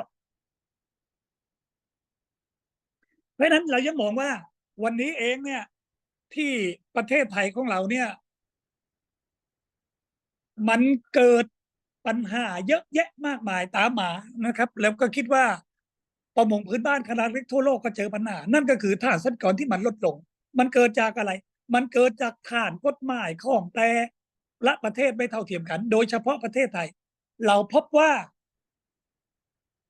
กติกาในการเข้าถึงทรัพยากรสัตว์น้ำมันไม่เอื้อเมื่อมันไม่เอื้อนะครับประเทศไทยก็เราชาวประมงขนาดเล็กเนี่ยก็เรียกร้องต่อรัฐเราเรียกร้องต่อรัฐในการที่จะไปเปลี่ยนแปลงกติกาของสังคมเพื่อให้มันเกิดการเข้าถึงทรัพยากรที่มันเป็นธรรมยกตัวอย่างประเด็นในประเทศไทยเนี่ยมันไม่มีขนาดของพันธุ์สัตว์น้ำที่มันเหมาะสมนะครับอันนี้เรื่องที่หนึ่งความหมายก็คือว่าสัตว์น้ำขนาดเล็กที่ถูกจับได้ในประเทศไทยไม่ผิดกฎหมายใครครอบครองสัตว์น้ำไหวอ่อนตัวเล็กๆก็ไม่ผิดกฎหมายนี่คือที่มาของกฎหมายระบบในประเทศไทยไม่เอื้อในประเทศไทยเนี่ยเดิมทีเนี่ยไม่มีระบบโควต้าแต่ตั้งแต่ปี 2558 มีการปรับปรุงกฎหมายพยายามที่จะใช้ระบบโควต้าเข้ามาแต่ปรากฏว่าระบบโควต้ามันไม่เอื้อระบบโควต้าที่ดีเนี่ยต้องใช้น้ำหนักในการแบ่งจัดสรรทรัพยากรทั้งขนาดเหลือขนาดใหญ่ขนาดกลางขนาดเล็กว่าใครควรที่จะได้โควต้าเท่าไรในแต่ละปีแต่ว่าประเทศไทยใช้ระบบโควต้าระบบเป็นหลายวันเพราะนั้นมันระบบโควต้าที่มันไม่เอื้อแบบนี้มันก็ทำให้ประมงขนาดเล็กเนี่ยไม่เข้าถึงนะครับประเด็นอีกประเด็นหนึ่งก็คือว่าประเทศไทยเนี่ยมีการสนับสนุนน้ำมันราคาถูกให้กับประมงแต่ว่ากับประมงพื้นบ้านไม่มีนะครับถ้าเทียบเรือขนาดใหญ่ให้กับประมงขนาดใหญ่แต่ถ้าเทียบเรือของประมงขนาดเล็กกับไม่มีอย่างนี้เป็นต้นเพราะฉะนั้นผมคิดว่าบริบทของประมงขนาดเล็กในประเทศไทยเนี่ยยังต้องเรียกร้องความเท่าเทียมในการเข้าถึงทรัพยากรประมงขนาดเล็กในประเทศไทยเนี่ยยังต้องชี้ให้เห็นว่าเรามีสิทธิชุมชนเรามีสิทธิในการเข้าถึงปัจจัย4ของชีวิตในเรื่องของอาหารในเรื่องของเครื่องนุ่งห่มในเรื่องของยารักษาโรคนะครับแล้วก็ที่อยู่อาศัยเพราะฉะนั้นเรามองว่าปัจจัย4ที่มันสำคัญต่อชีวิตเนี่ยประมงขนาดเล็กในประเทศไทยยังเข้าไม่ถึงนะครับสไลด์ต่อไปครับแต้ว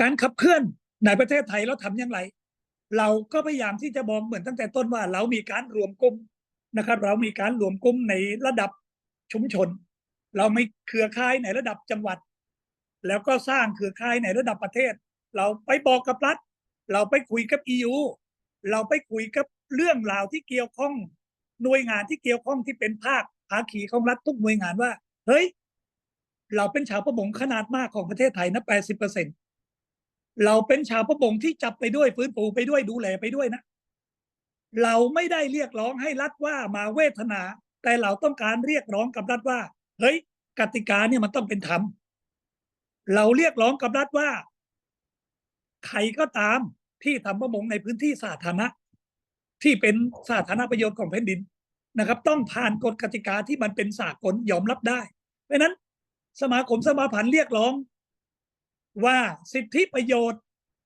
ทรัพยากรในประเทศอ่าวไทยในประเทศมันเป็นทรัพยากรส่วนรวมไม่ใช่ทรัพยากรของชาวประมงแต่เพียงอย่างเดียวเพราะงั้นการทำประมงในพื้นที่สาธารณะมันต้องนำไปสู่การส่งต่อมันต้องนำไปสู่การปกป้องความมั่นคงทางอาหารและท้ายที่สุดมันต้องสร้างความเท่าเทียมในการเข้าถึงทรัพยากรนี่ก็คือสิ่งที่สมาคมสมาพันธ์ร่วมผลักดันนะครับประเด็นสุดท้ายครับ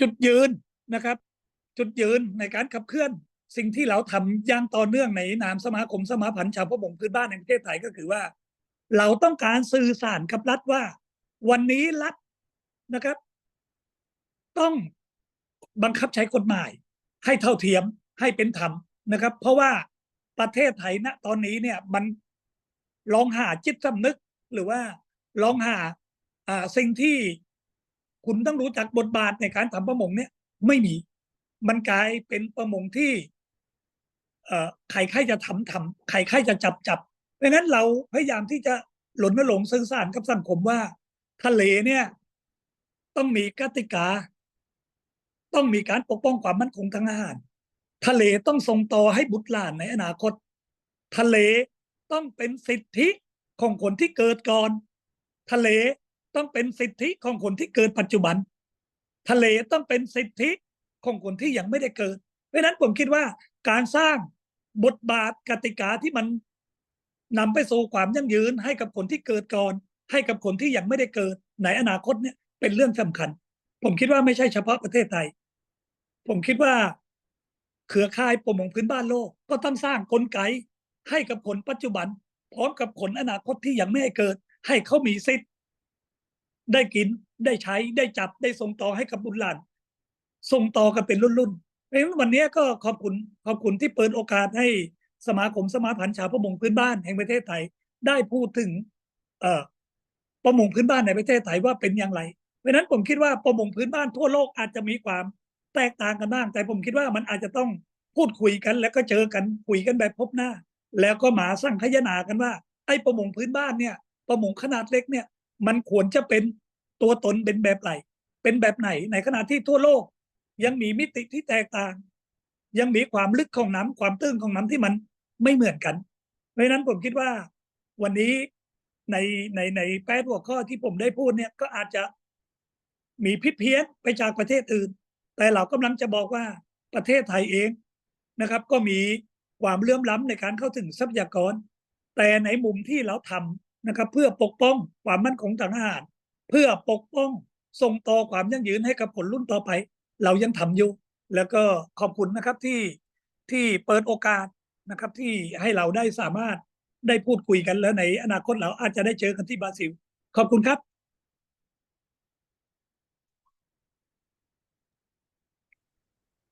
Thank you very, very much.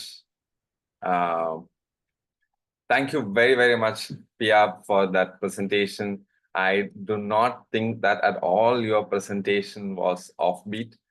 I think it was extremely relevant. You brought in a very, very important community perspective into this conversation. Thank you very much for that. You brought in the point of intergenerational traditional wisdom.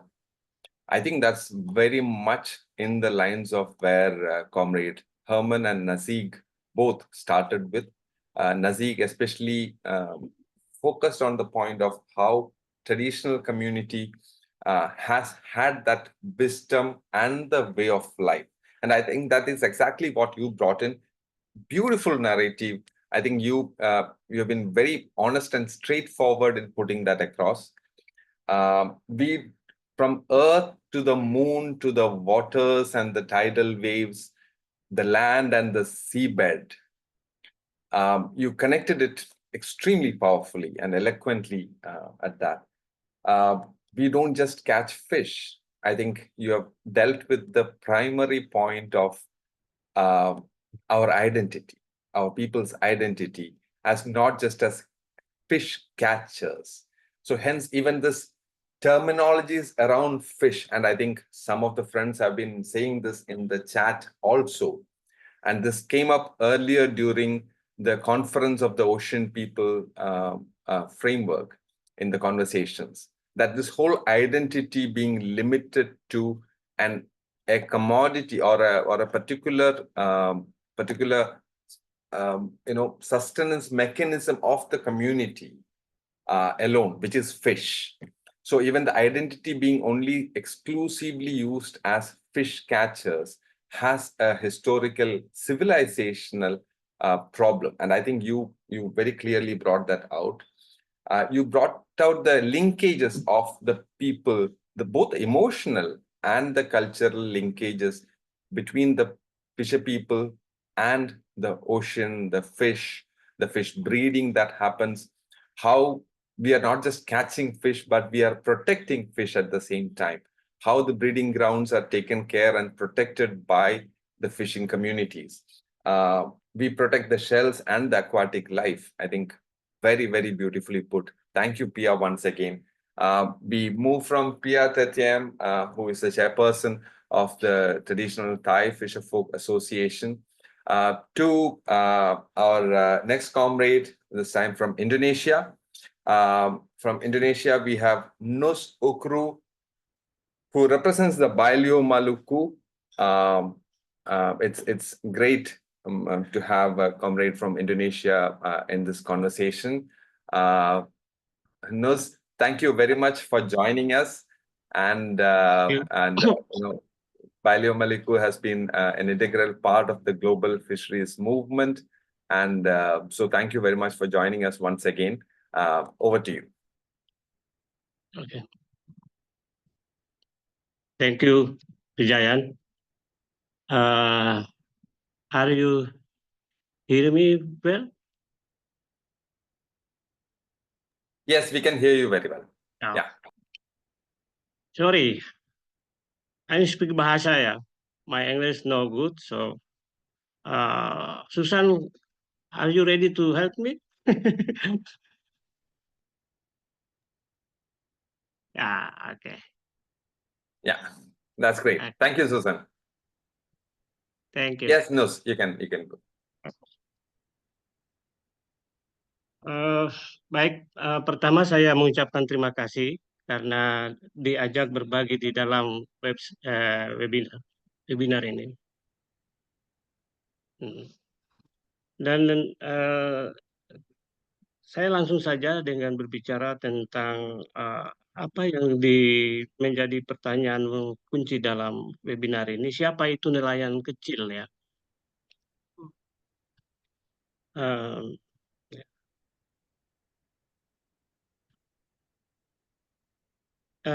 Terdapat definisi nelayan ya, definisi nelayan dalam beberapa undang-undang di Indonesia.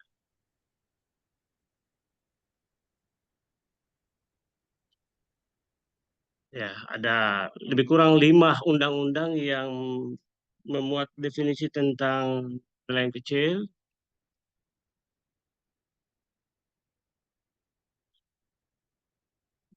Tetapi kita lebih ini dengan definisi nelayan kecil di dalam Undang-Undang Nomor 7 2016.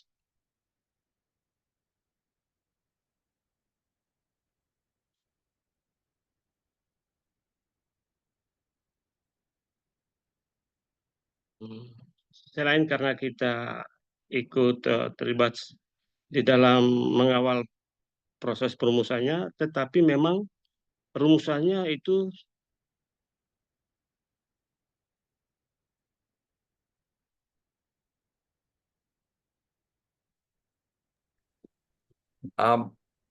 Nus, can you just shift from the channel? Tapi juga karena memang itu rumusan yang boleh dibilang sesuai dengan konteks dari nelayan di masyarakat adat, masyarakat lokal, nelayan kecil di pedesaan. Nus, just one second. Can you just Nus, can you shift to the original audio in interpretation? Can you shift to the original audio? Oh, sorry. Yeah. Sorry. Yeah. Sorry. Just click on original audio. Yeah.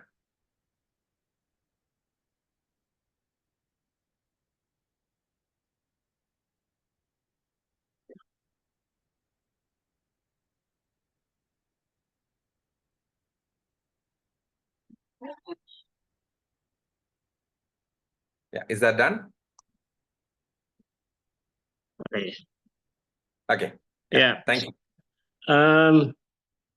Tapi dari berbagai definisi di dalam undang-undang Indonesia itu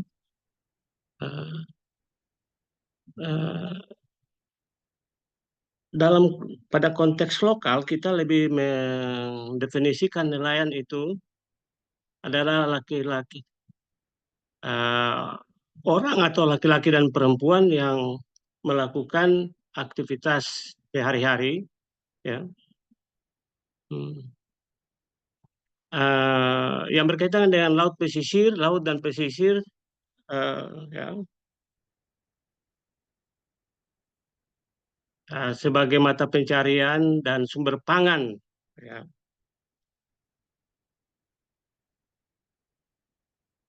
Ya, apapun teknologi dan yang digunakan dan apapun skalanya gitu ya.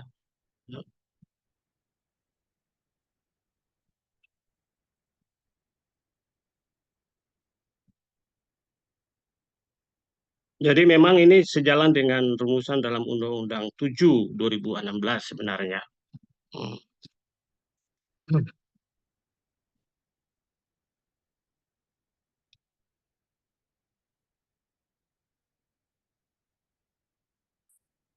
Nah, kalau kita bicara tentang nelayan kecil, kita bicara tentang nelayan laki-laki dan perempuan, di mana masing-masing punya peran sendiri-sendiri.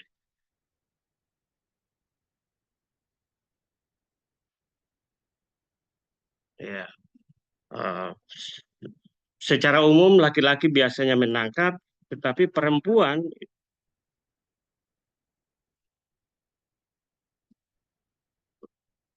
lebih banyak menjual hasil tangkapan, apakah itu dalam bentuk yang masih mentah ataupun hasil olahan tradisional.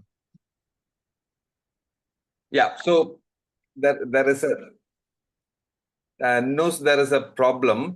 The problem is that I think you and Susan both are in the English channel. That's why you are speaking one after the other. You have to shift to the original audio. I'm sorry. Oh. Yeah, you have to shift to original audio. Just click on the interpretation globe.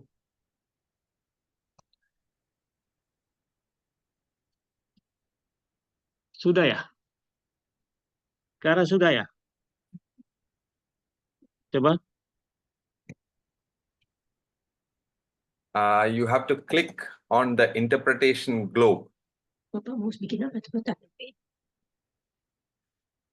And select original audio. Iya, dia sudah tidak muncul di sini sebenarnya.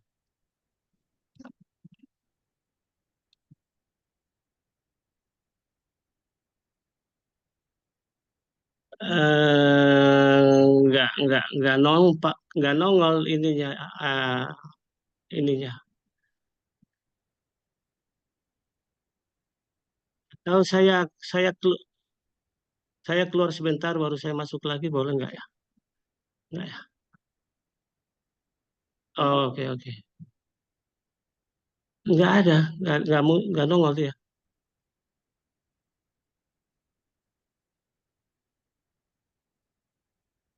Okay. Okay,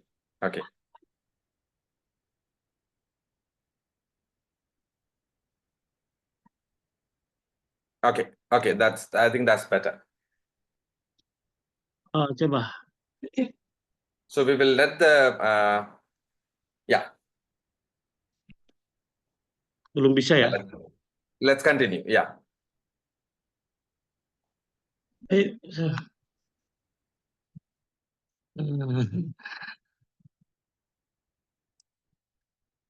Belum bisa ya?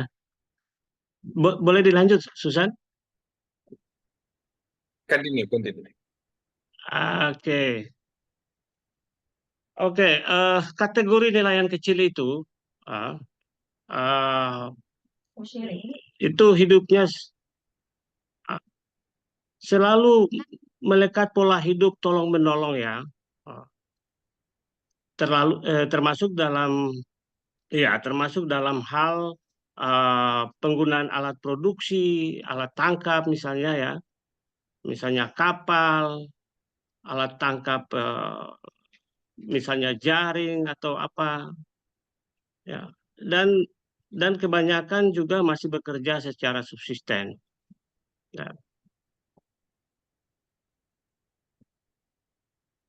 Jadi itu masih menjadi ciri atau karakter dari nelayan kecil kalau itu dalam konteks Indonesia dan terutama di kawasan timur Indonesia sebenarnya.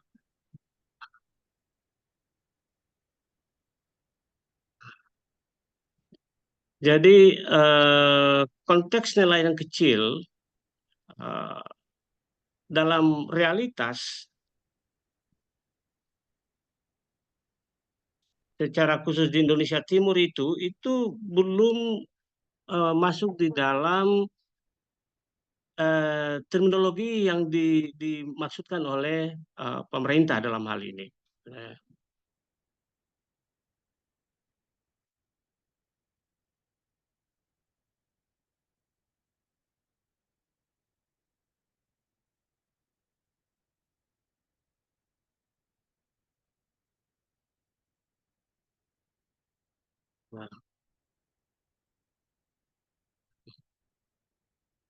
Nah, dan pada umumnya nelayan kecil itu masih menerapkan sistem pengetahuan, kearifan lokal, aturan-aturan lokal dalam memanfaatkan sumber daya laut pesisir, apakah itu sumber daya perikanan khususnya.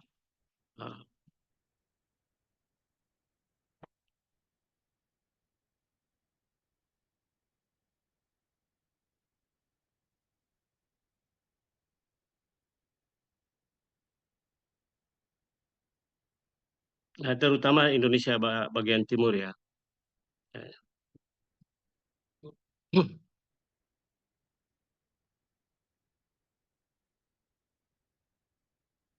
Nah, kalau kita bicara tentang hal-hal yang terkait dengan identitas budaya, sosial politik, terutama dalam konteks lokal ya,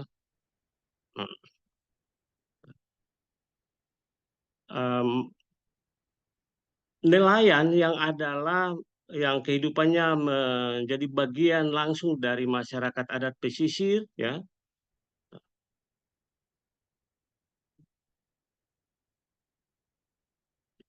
selalu hidup dalam suatu relasi yang memang masih sangat dipengaruhi oleh sistem pengetahuan dan kearifan dan aturan-aturan lokal.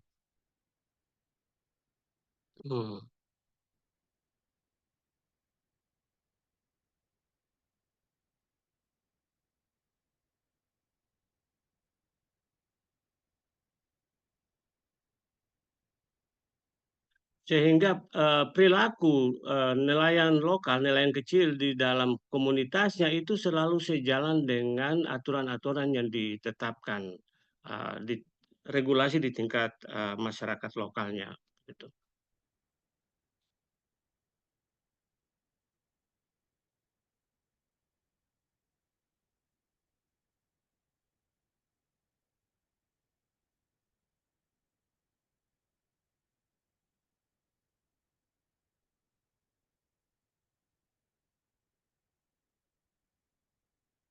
Jadi nelayan dalam keseharian aktivitasnya masih sangat mengekspresikan pola kehidupan yang selaras dengan alam, ya, sebagai tempat tinggal, sebagai tempat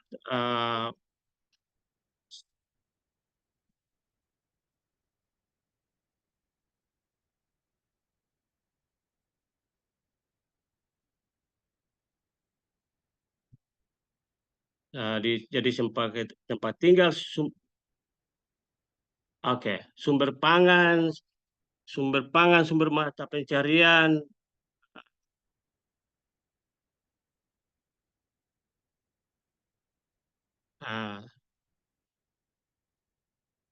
Tetapi melalui kontrol yang dibangun melalui aturan-aturan lokal tadi sebenarnya.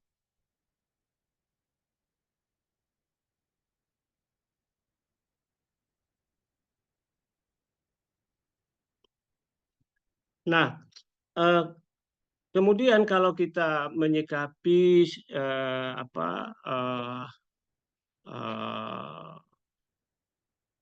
bagaimana apa yang menjadi salah satu fokus webinar ini adalah menyikapi perwalian atas, saya bicara khusus dalam kaitan dengan wilayah perairan. Jadi bagaimana menyikapi perwalian atas wilayah perairan.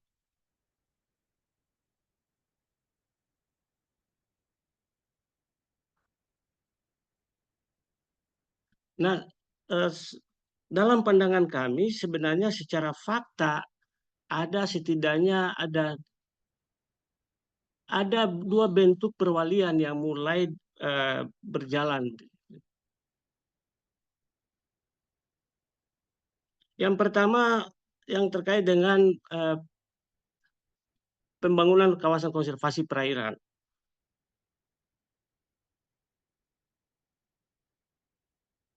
Pada satu sisi itu memang program yang secara legal dirancang, ditetapkan, dan memiliki aturan rujukan undang-undang.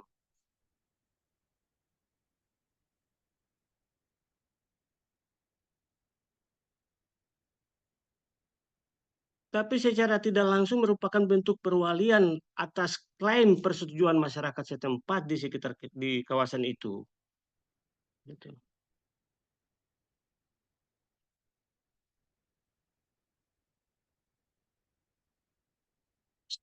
Dan juga klaim partisipasi atau klaim pelibatan peran masyarakat dalam perencanaan dan pengelolaan kawasan. Padahal itu sebatas klaim. Jadi kita melihatnya ini bentuk lain dari perwalian atas wilayah perairan melalui penetapan kawasan-kawasan konservasi itu.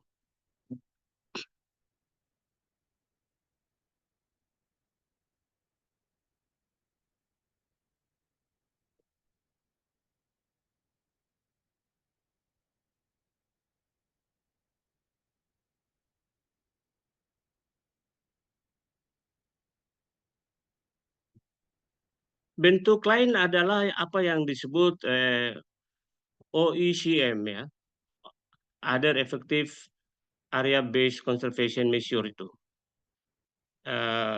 Kenapa? Karena ini ditujukan untuk memperkuat upaya konservasi perairan di Indonesia untuk mencapai target 30% kawasan perairan laut sebagaimana yang ditetapkan oleh pemerintah Indonesia. Yaitu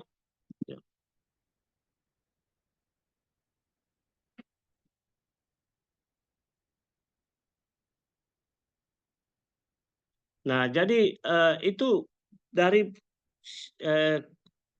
konteks prakteknya kita melihat ada dua bentuk perwalian, walaupun satu kita kategorikan perwalian, kawasan konservasi perairan itu kita kategori perwalian karena meskipun dia menjadi satu program yang sudah ditetapkan, tetapi prosesnya itu kita menganggapnya bentuk dari perwalian secara tidak langsung itu.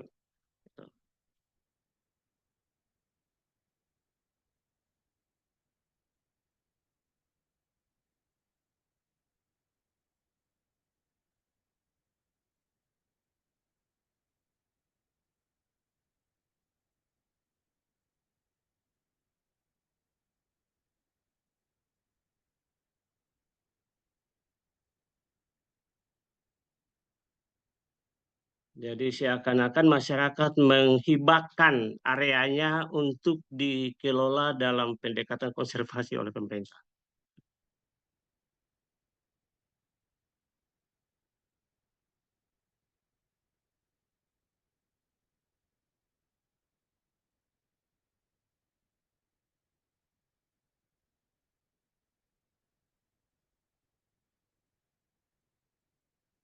Nah, menyikapi kecenderungan perwalian atas wilayah perairan ini ada beberapa pendekatan baik kami maupun banyak kelompok-kelompok organisasi lokal lain yang mulai melakukan beberapa aksi untuk menyikapi ini. Yang pertama, di kawasan konservasi itu kita melakukan intervensi. Jadi memfasilitasi masyarakat untuk mengembangkan rencana zonasinya di perairan tradisionalnya, kemudian memperkuat kapasitasnya, kemudian memperkuat regulasi-regulasi yang berbasis kearifan adatnya di tingkat desa adatnya atau di tingkat desa, lalu kemudian memfasilitasi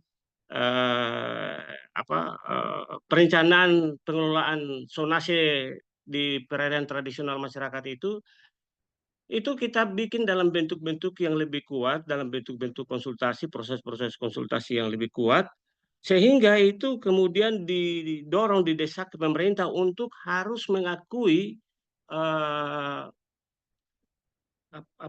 rencana zonase dan rencana pengelolaan berbasis masyarakat itu.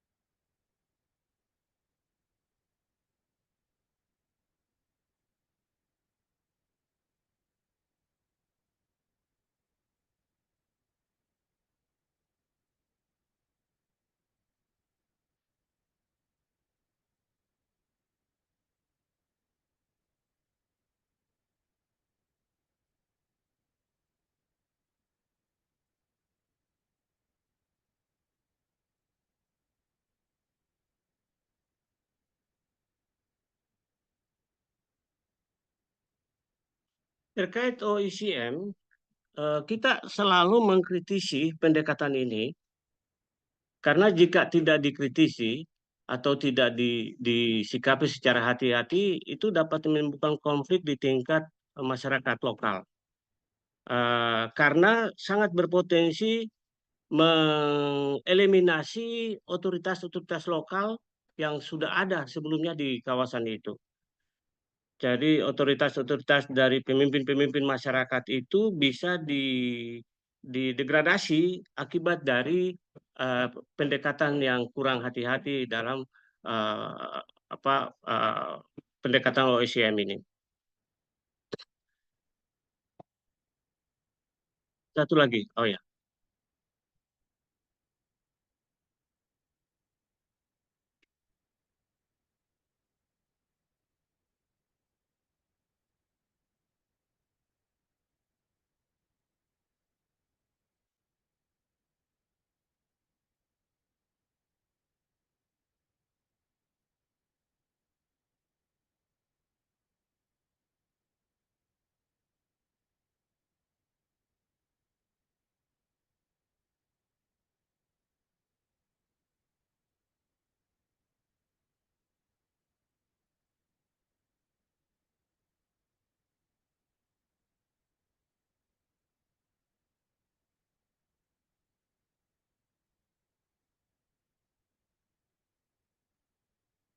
Ya, jadi kita selalu mendorong untuk kalau ada program OECM ini, dia harus dijalankan melalui penguatan kapasitas masyarakat lokal, penguatan regulasi lokal, penguatan perencanaan program di tingkat lokal, tetapi berbasis komunitas.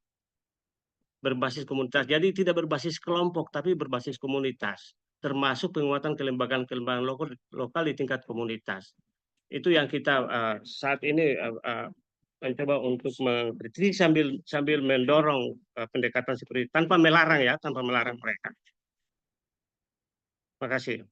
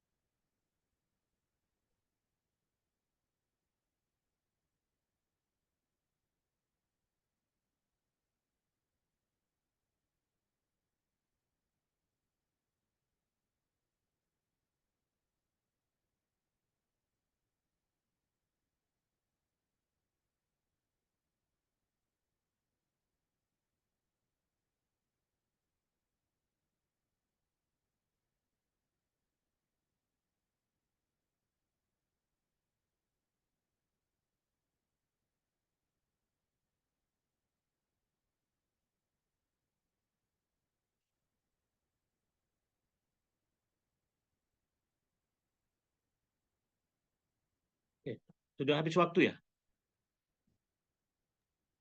Oke, terima kasih. Sorry.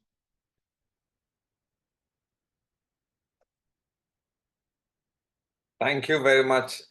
Thank you, Nus. Thank you, Nus, for that. You brought in territory questions, and that is very, very interesting to hear that, because we know that Latin American, I mean, especially the Brazilian movement, where we are headed towards for the General Assembly, territory has been a very important question. You brought in territory as identity, culture as identity, and how regulations and laws are trying to dismiss our claims and existence. So you brought in also the example of 30 by 30, which I think is extremely important in the Southeast Asian context now. It's slowly coming in as part of the Blue Deal and Blue Revolution and Blue Economy and this entire glorified blue capitalist regime. It's coming into our part of the world in South Asia as well now. So how 30 by 30 is bringing in conservation, privatization, and corporatization. I think that's an extremely important perspective on how the identity is being completely sidelined, and a new perspective that legalizes and gives credibility to the corporatization of the oceans. You brought that in. Nus Ukru, thank you very much. Bailio Maluku, comrades, everybody, thank you very much for that. I would want to bring on our next speaker, very, very awaited speaker, Comrade Mads. Comrade Mads Babesgaard has been part of the Transnational Institute, the TNI. TNI has been a very active comrade organization in the progressive civil society movement efforts in the past many years. Mads has been part of TNI team since almost more than a decade. I think it's since 2011-12, I think he has been associated with TNI. He is also someone who has really worked on the whole ocean grabbing framework, along with other WFFP friends and researchers like Carsten, for instance. But Mads has been primarily one of the people who worked on the groundbreaking effort on ocean grabbing. Mads teaches at the Department of Human Geography at the Lund University.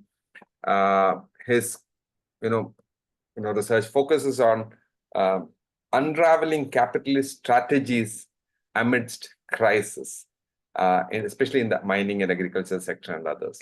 Matt, thank you very much for joining us. It's an honor to have you with us. Sorry that we got a little late in this entire process. I think some of the technical issues also were there. So we will quickly move towards your presentation. Thank you. Thank you very much. Let me just share my PowerPoint here. Is it working okay? Yes, that's perfect. So thank you for the introduction, and thank you very much for the invitation to speak here at this very important webinar and the important strategic discussions you're having about who are the fisher peoples. So I'm going to try to, so first of all, I should say, because of taking care of my daughter, I have to leave. So I'm going to be a bit shorter than what I had planned, but I hope it's still useful just as an input to these important discussions. And my presentation is going to speak to especially what Nasik mentioned. So not the rich, inspiring cultural and political vision of what fisher communities can be, but talking about the quite brutal situations that face many fisher peoples as a result of the carving up of fisher communities that Nasik was talking about, as a result of capitalist social relations coming into fishing villages. And so Pia Tetiam also spoke about internal inequalities in fishing villages. And I think these are important to keep in mind when we think about who are the fisher peoples and when we're thinking about organizing and mobilizing. It's important to think about these internal differences that exist. So my presentation is going to try to speak to that shortly. So my main points that I want to come across, I'll be talking with point of departure from a village in Myanmar. And this fishing village is characterized by important divisions in the village around class, gender, and generation. And what I will argue is that these divisions, I think, are not limited to Myanmar. And in the current capitalist world that we live in, these class divisions are found everywhere, but they are not the only division. So class combines with other social divisions around gender, generation, race, caste, depending on the particular situation. And these divisions, as said, opens up challenging questions, I think, for political strategy around mobilizing and organizing the diverse groups of what we are talking here as fisher peoples. So the questions are really who to mobilize and how, right? On what basis? And so I'm going to move then now to a small fishing village in Myanmar to try to explain some of these differences that exist also in very so-called small-scale fishing villages. So it's a village in Myanmar, a coastal village, so it's coastal fishing. It has 265 households, so a quite small village. And the village is impacted by outside forces of ocean grabbing. So offshore gas pipelines have impacted on the fishing stocks, and many of the fishers' boats and nets are destroyed by industrial fishing vessels coming closer to the shore. But these ocean grabbing dynamics impact very differently across the village. So different people are impacted in different ways depending on their situation. And so I think a way to try and understand or begin to ask questions about these differences in the village, these analytical and political questions are quite useful in all fishing villages, wherever we are. So who owns what in the village? Who owns the boats? Who does what? So who performs which types of labor? Who gets what? So that means what do people get from the different activities they perform? And what do they do with what they get? So how do people spend the money that they have? So I'm going to now move to just some short examples of living realities that people have in this village to try and show some of these differences that exist that I think are important to think about when we think about who are the fisher peoples. So I said there were 265 households in the village. Of those, there are 25 households that own all the boats in the village. And so amongst these 25 households, some own more boats and some own less boats. The richest person in the village, she owns 10 boats and land. And so this woman in her late 40s, Darcy, she's called, she calls herself a director general. So she is not directly involved in fishing, but she organizes the work of others. So 5 of her boats, she employs men that go out to sea, and she employs women that do work before, so pre and post harvest work, right? Fixing nets, sorting the catch, making food. So there's a gender division of labor. Her last 5 boats she lends out for free, but the people that borrow the boat have to sell all of their catch to her at 10% of the market rate. So she's profiting a lot from them. At the same time, she's also providing loans to other boat owners, and these boat owners then have to sell their catch to her. And on top of that, with the money that she's making, she's buying land for rubber production. So she's trying to get out of fisheries.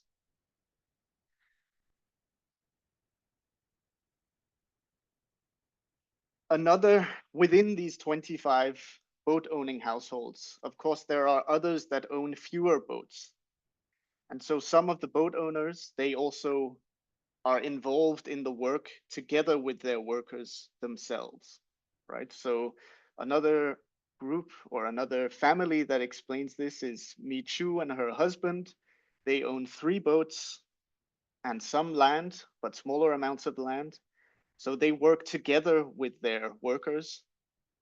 And this family is indebted to this woman I was talking about before, the richest woman. So that means they have to sell their catch to her. they also own some land, but a smaller amount of land. And whatever profit they make, they are trying to buy more land and saving it for their kids' education. So these were two examples of boat owners, right?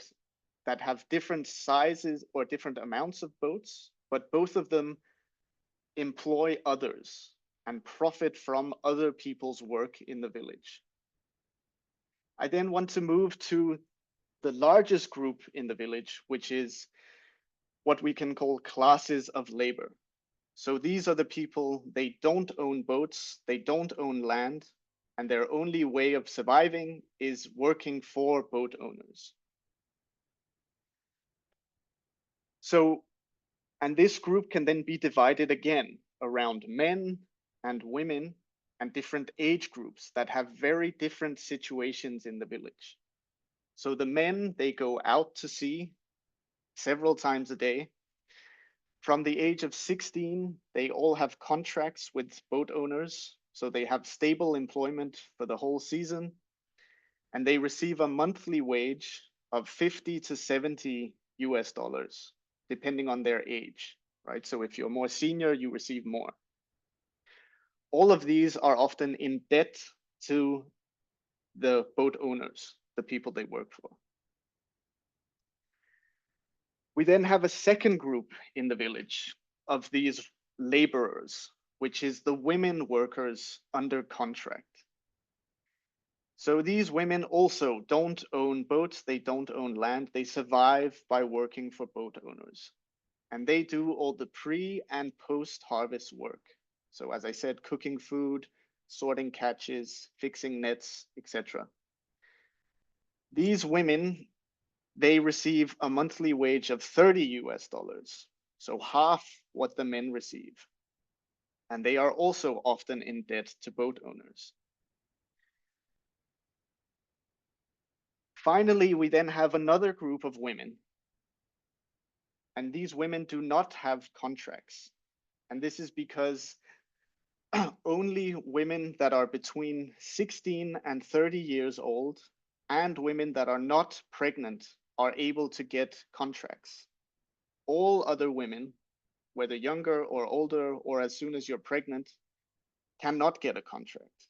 And this means that you don't receive a monthly wage, but you have to try and find work on a daily basis with the boat owners, which is not always possible. And it's only particular types of activities that you're allowed to do. So sorting the shrimp from the catch, as some of you can see on the picture. So they receive much less income than either the men or the other women do, monthly around 5 to 10 US dollars. And again, these are often also in debt to boat owners. So this short example, I just wanted to bring to show the diversity and difference that exists also in so-called small-scale fishing villages, right? It's possible to talk of classes of different people. So there's a class of capitalists, right? People who buy labor power. Some have more boats than others, but all of them profit from the labor of others. We then have classes of labor, people who must sell their labor power to survive. But these classes of labor are divided further around gender and generation. And so depending on your position within this system will shape the opportunities that people have, but also the outlook that people have on their future and who they are, right? And another important point that speaks to what Shalmali was talking about is that all households have one or several members doing migrant labor in urban or other rural areas, many because of debt, right? So many of these are going to Thailand to work in different industries. So in this way, households are actually stretched beyond the fishing village, right? And so in this way, no households are actually pure fisher peoples, you could say, because they are involved in many different types of activities in agriculture, but also urban activities, right? So it's important to think about this diversity that exists and that maybe isn't immediately clear if we only focus on fishing exclusively, right? So I'm going to close because I have to run, unfortunately. But what I kind of want to close with is that I think these questions that try to examine difference and diversity in the reality that people are facing on the ground is very important for reflections about who are the fisher peoples. And so I just wanted to leave with these, I hope, useful questions. What is the current social base of WFFP members, right? Who is it that WFFP is currently organizing in these fisher peoples? Is it the workers? Is it the boat owners? Which type of boat owners? Is it all of them? Are there any gaps in this social base that WFFP has, right? Who are not included in the current membership, or who are not included in the types of demands that WFFP are making, maybe? Thinking forward, which classes should WFFP be mobilizing and organizing, and how? And finally, how to deal with this reality of rural-urban linkages and the stretching of people's lives across the rural and the urban. And does this require thinking about alliances with other types of movements beyond fisheries, right? And if so, who and how? And so the very last thing I wanted to say before I leave is this, I think, quite beautiful quote from a French organizer. And so I'm just going to read it. He works with the French group Pleine Mer, which organizes small-scale fishers in France. He says, "We definitely fight for the survival of small-scale fishing, but not the survival as it is now, the survival of a new model. So there is not only one struggle against the bad industrial guys who overfish, but there is also an inside struggle. How do we support workers, racialized people, women, and also LGBTQ people to have rights in this small-scale fishing sector? It's a double struggle between maintaining a sector, so fighting against ocean grabbing from outside, but also changing the sector from the inside to take account of these differences that I've been talking about." I'll leave it at that, and I hope it was useful, and sorry that I have to leave straight away, but thank you again. I really appreciate the opportunity to speak here in this important discussion. Thank you. Thank you. Thank you, Mads. You actually brought in the much awaited pointers that had not come in some of the conversations that clearly.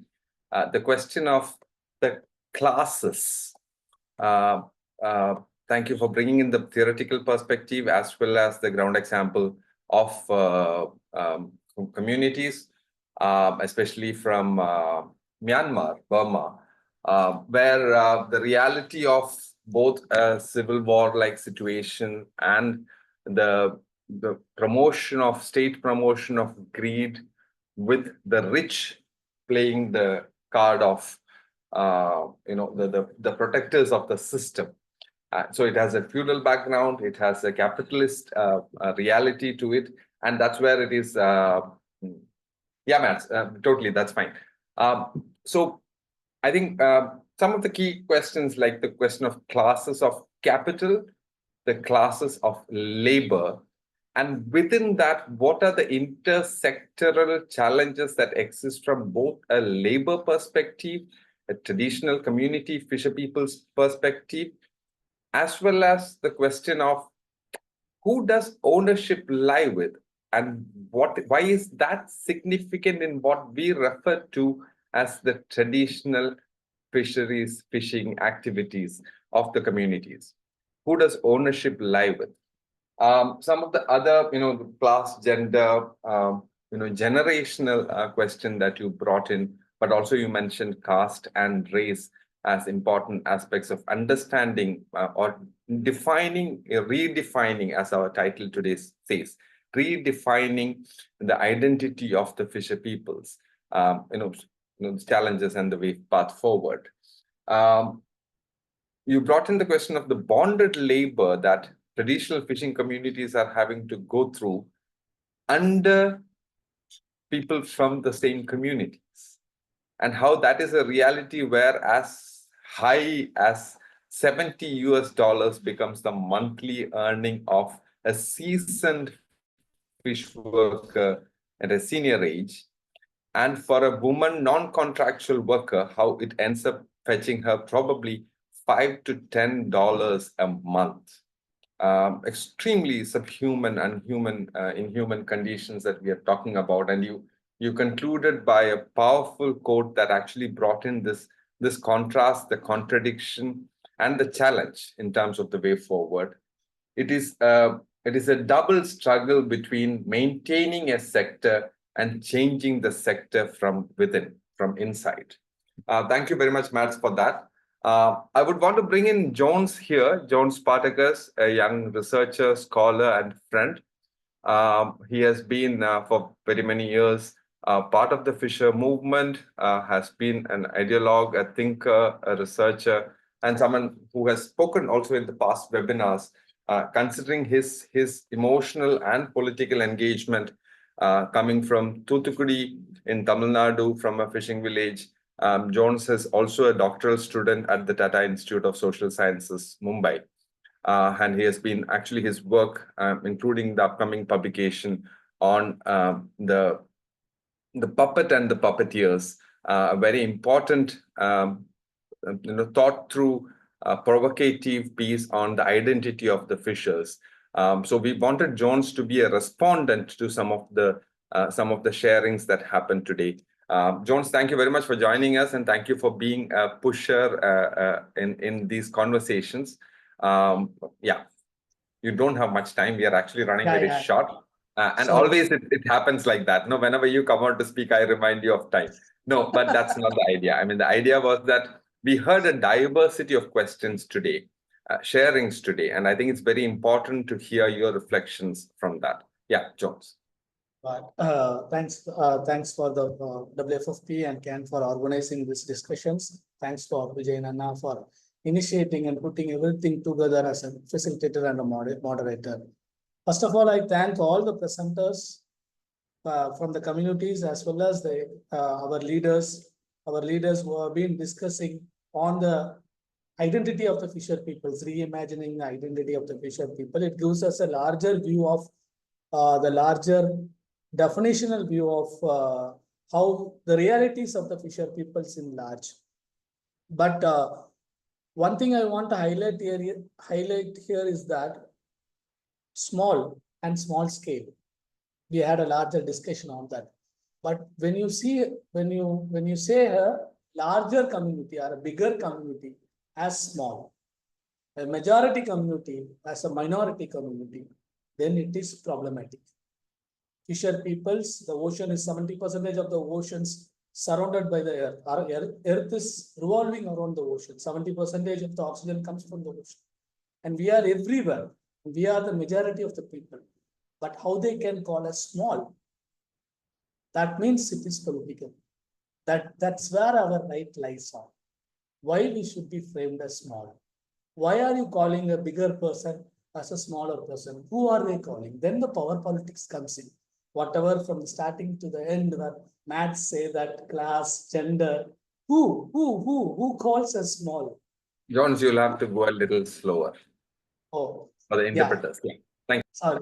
So what I'm saying is that when you call a bigger community as small fishers, as small, then the problem is there. When you call a majoritarian as a minority, then it is problematic, it is political. Then who calls? The next question we should ask, who calls? Then the power class conflicts comes there. So that's where I always say that when you say small scale fishers or small scale, when you say small, it is a stigma, it's a social stigma on us. It's a social. Why are you calling us small? Well, how can I put myself as small when all of you talked about different identities of us? When Nazik was narrating the laws of fisher peoples, the customary norms and the rules of the fisher peoples. We have our law, we have our governance. Where we become as small, we have a larger communities, as Nazik explained us, there are larger communities.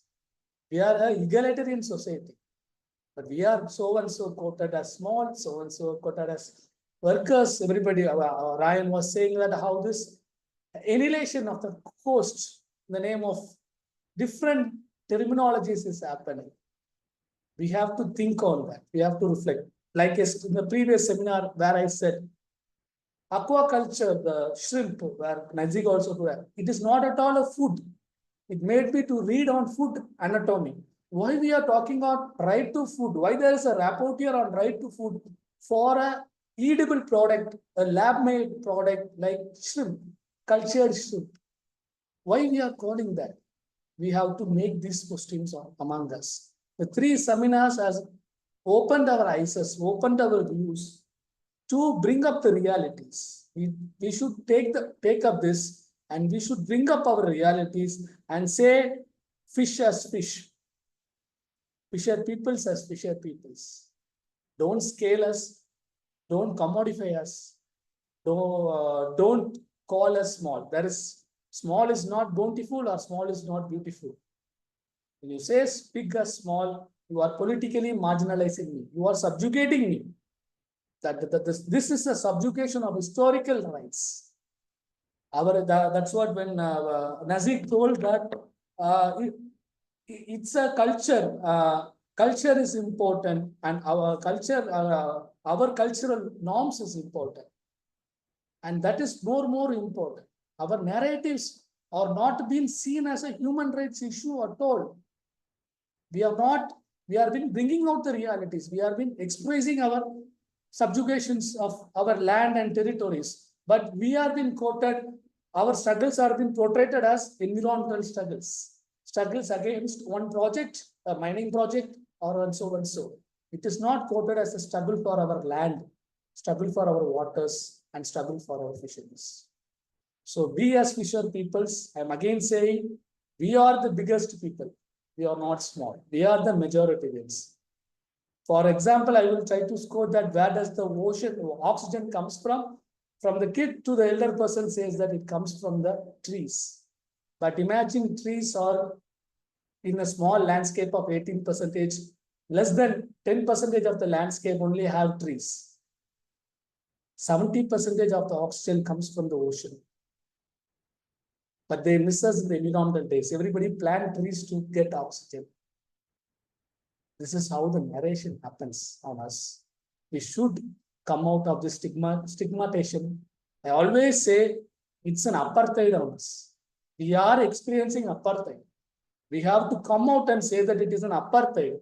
When you call a fisher people as traditional, when you call a fisher people as a fish worker or whatever it is. And it is our fundamental political rights. We had our voluntary guidelines, VGSF. 10 decades of it is not implemented. It is not at all discussed. Now aquaculture is slightly trying to push. Thanks, Nazik purposefully mentioned at last that aquaculture is the biggest enemy. And Herman sir also very clearly said in the beginning itself, how aquaculture blue transformation is occupying us. So we have to think on these lines and save for our future generations, our land, water, and territories. So I'm very thankful to Mads also for bringing very good, very well narrations about the class conflicts and also the gender conflicts. And also Shalini to talk on us on UNDROP. Today we have to be as part of UNDROP to get our resources back as amphibians. The rights over the land, the rights over the fisheries, and the rights over the water. Thank you for all here for listening us. Let us be together in the GA8 and bring out of the realities and put an end card for all these capitalist consumption-oriented or production-oriented terminologies. No more harvest here. We are catching fish. We are not post-harvest. We are not harvesting anything. We are pre-land. We are catching. We are landing. Pre-landing, post-landing, and we are also exporting a lot. Thanks for all. Thanks for a pleasant listening. Let us think together, be as collectives, be as commons, and let us struggle together. Thank you. Thank you, Johns. Thank you for reflecting back on some of the key questions that came in the discussions today. I think they have been extremely rich. We started with the conversation on by Nasik on who are the fishers, and a very detailed historical perspective and narrative coming from the former General Secretary of World Forum of Fisher People and one of our veteran leaders and ideologues. I think today we have had several of such senior friends, be it Pushparayan, be it Shalmali, who brought in the UNDROP framework and tried to link it to the whole question of collective rights of the community in expanding the perspective on identities. Mads, Nos, Pia, all the other speakers who brought in those diverse perspectives, I think we have had a fantastic thing. Thank you, Jones, for also bringing in the question of the apartheid, the entire civilizational challenge that alienates and annihilates the annihilation of the coast. I mean, annihilates the rights of the fishing communities from a very alien land perspective. Friends, Jones always says that, if you have to understand the fisher perspectives, don't look at the sea from the land, and instead look at land from the perspective of someone who is seeing it from the ocean. I think that is the perspective difference that is required here in what you identified as small icing, reducing the significance. So historically, I would say it has been done 3 times over. The reductionism that happened in the historiography of the fishing community's existence has almost 3 different frames to it.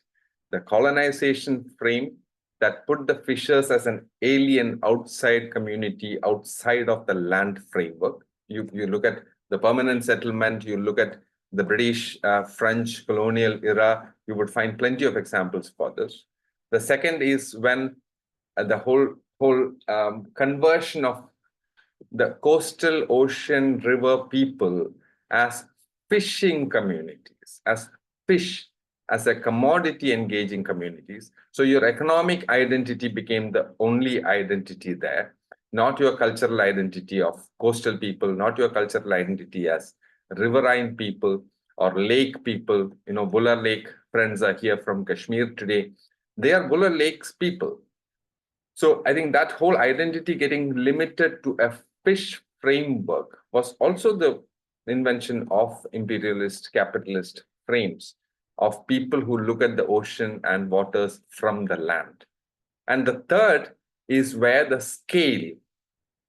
scale question took over. And even the fishing community and movements had to agree to a certain framework of the traditional not over-exploiting. The traditional is not over-exploiting. The traditional has a way of life with the oceans, and hence that linkage was brought in and agreed upon that small scale will be the legal nuanced term that will represent the interest of the traditional fishers. But then you see a transformation of how this small scale, this is the story of the camel in the tent, right? The camel then takes over the tent. The small scale then starts defining everything about the socio-cultural, political, ecological aspects of the life of the fishing community and the coastal people, the ocean people, the riverine people.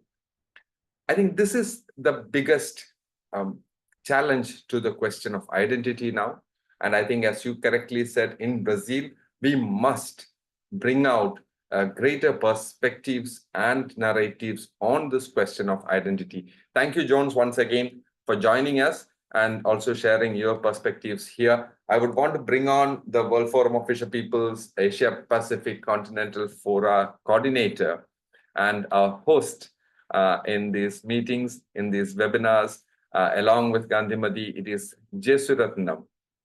Jesuratnam has been a leader of the fisher movement in India, and I would like to take this opportunity to congratulate and thank Jesuratnam, and Saravanan was also here, the co-petitioners in the National Green Tribunal in India. Yesterday, they won a very historic battle, and this was the battle of the government-determined coastal zone management plan authorities and their mapping of the fishing villages and coastal lands, while the community had trained itself to actually map our coastal commons, our coastal areas of occupation, of livelihood, and all that. And Jones, Jesu, Saravanan, a lot of these friends have been part of that training process. Pradeep has been part of it.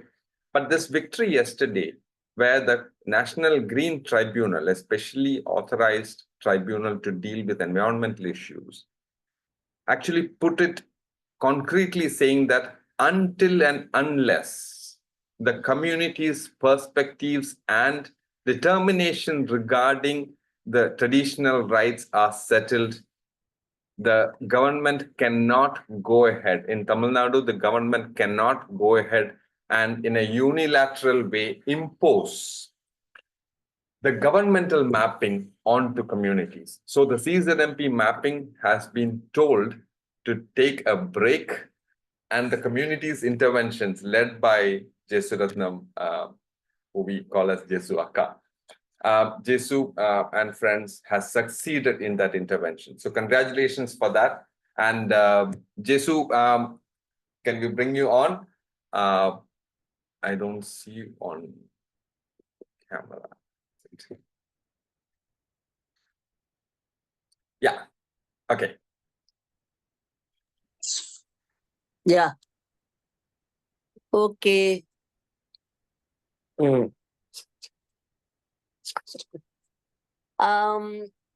Thank you, Vijayan. I thought of bringing this, sharing this litigation and the judgment in the context of land, in the context of our own land, and it cannot be, as state thinks that it cannot be taken away from us. That was what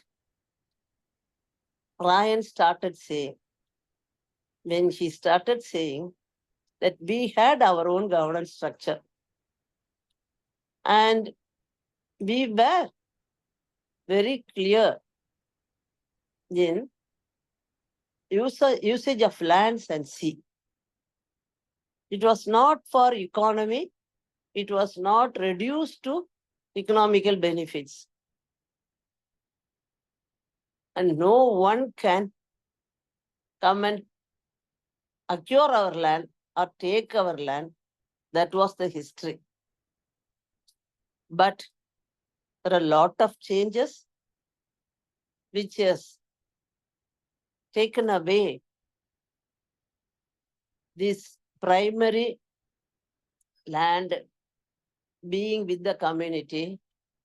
The first thing is the community. We should think of the community and community governance, and that is where we are here. So that governance is, as Vijayan told, as a small step we have tried to map our own lands. What is it for? What is it can be used for, and what are the usages? And so, and expose the state that you have not mapped or followed the guidelines, and so it has to be reworked. And it was a long struggle, but I don't want to go in detail. Okay. But we have got, this does not end here. That's the thing. We have to get it implemented. That is the next thing. And we have to be like a watchdog. The community, means the community should be and do it. Okay, now let me come to the terms. What is the way forward? These are small examples.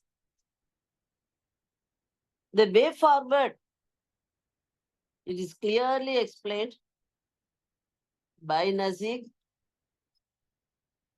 by Mats, by all the speakers, Salmali, and the community leaders who presented. Yes, it is our water. It is the community water bodies, and the language itself. We have to challenge the language. That is the beginning. Commodification of fishing cannot be allowed. But in our daily language, we do that because we are taught to do that, and we have got that idea into us. And so we are also using those languages. So the thing starts with the language and our own culture. What we have lost, what has been taken away. Our culture and our language and our way of life and our governance structure is slowly taken away by the state and by the corporates. And so we are used to it, and we also start using that. Now, the first thing what we have to do is we have to be careful. We have to try to, every walk of life, every sentence, everything, we have to be clear in what we speak. Till now, we always say fishing is an occupation. That is what our government document says. How are we going to challenge it? We have to make them rewrite that it is not an occupation. It is a way of life. And you cannot reduce all our fishing thing to that. You cannot write like this in your budget documents, in your policy documents, and it should come. So that is what we have to aim at. And wherever one speaks, we should not hesitate. That I always see in Jones. Many times, if you use any words, he will say, please don't use it. So that we have to be cautious in every day, our language first, then our language to the government. We should make them rewrite the policy notes and make them rewrite the budget allocations. That is another major important thing, because all the budget allocations are taken into consideration, considering fish as a commodity and a small scale, large scale. So we have to analyze, put before the state that this is not the way you can classify us. And so that will create a debate, definitely. And definitely FAO will come in and say that you are doing something wrong. No botheration. We have to challenge them, all the UN organizations, because they are the people who brought in most of the terms. So now we have to also use the UN bodies which can talk in our favor, like UNDROP. We have to participate in that, and we have to write to them. We have to think of having interaction with them and writing to them, also participating in their conferences and putting before that these are the views. So we cannot live alone in the local terms alone. Yes, first it starts with that. Our terms, our language, our culture, our governance structure has to be again and again thought of, and because that is the best thing what we had and what we are having. It is being taken away. It has been taken away by the corporates, by the state in collaboration. That we have to challenge and bring it back. One example is this is the Dambi. Yes, we have marked the areas, what are commons in the villages, and told these are our fishing zones. You cannot take our fishing zones to the port. We were fishing traditionally and for years together. And how come you now come and take the fishing zones and say that it is port zone? It cannot be done. So now the port is saying that no, it is our zone. Yes, fishers are saying it became your zone only in the recent past, not earlier. So our challenge is day to day. So our challenge is daily. It has to come. We have to be vigilant. The community have to be vigilant and take appropriate steps whenever they try to succumb us. And also, as Jones was saying, it is an apartheid on us, imposed on us. We cannot leave that. So we have to fight from the village level, from our usage, everything, to the union, to the UN level, to the global level, and we have a very good chance. Now we have WFFP, GA8 is happening in Brazil. In that, we should have a very good debate and come out with a statement and also what we mean by fishers and fishing. It is our right, not they to decide. It is we who have to decide. That should be in our mind every time, every moment. They are not the deciders. We are the deciders. Thank you. Thank you very much, comrade. That was lovely to hear that, hear those perspectives. I think you have concluded the webinar very well. You definitely reasserted the point of language. What is the language that we are also adapting to increasingly?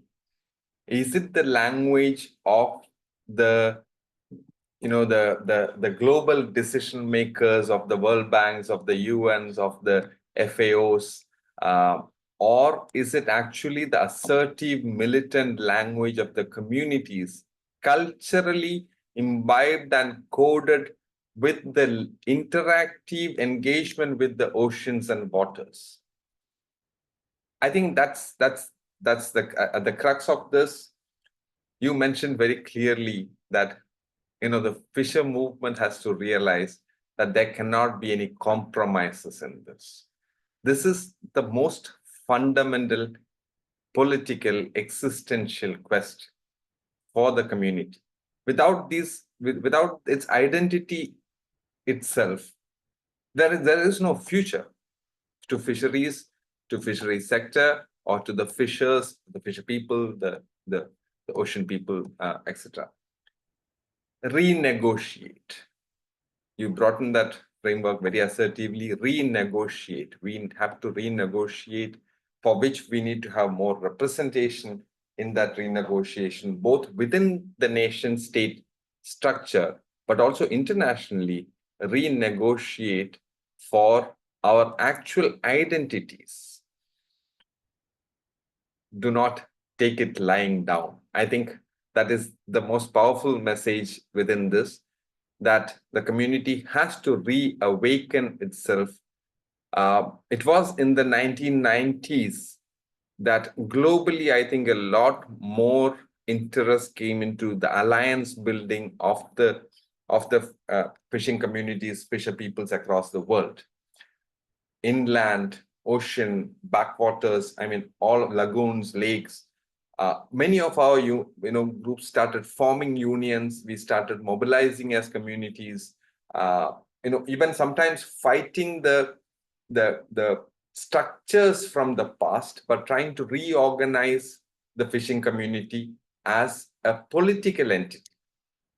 I think it is time for us to reinvent and assert the political entity within our identities and bring back a militant global movement that will help us sail through these renegotiations and the fights forward. So as you correctly pointed out, Jesu, we are definitely looking at the 8th General Assembly of the World Forum of Fisher People coming up in November mid 14th to 21st in Brasilia, in Brazil, to be actually the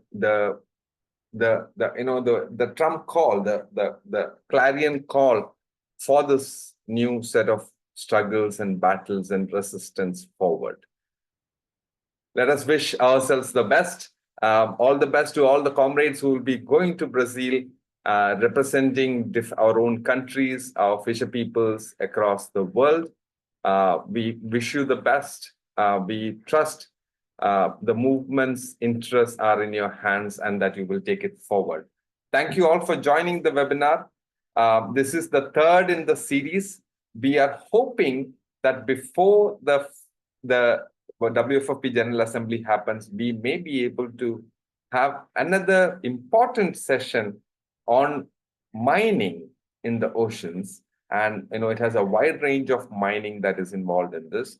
But many of our comrades are traveling. There are youth assemblies, there are women's assemblies in between all of these. There are regional assemblies that are happening of delegates who are going to Brazil for conversations on how we take forward the struggle.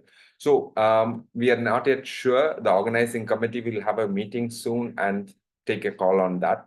But we are hoping that globally, not just in the Asia-Pacific Continental Fora, we are able to take forward these debates and use probably this online meeting facility.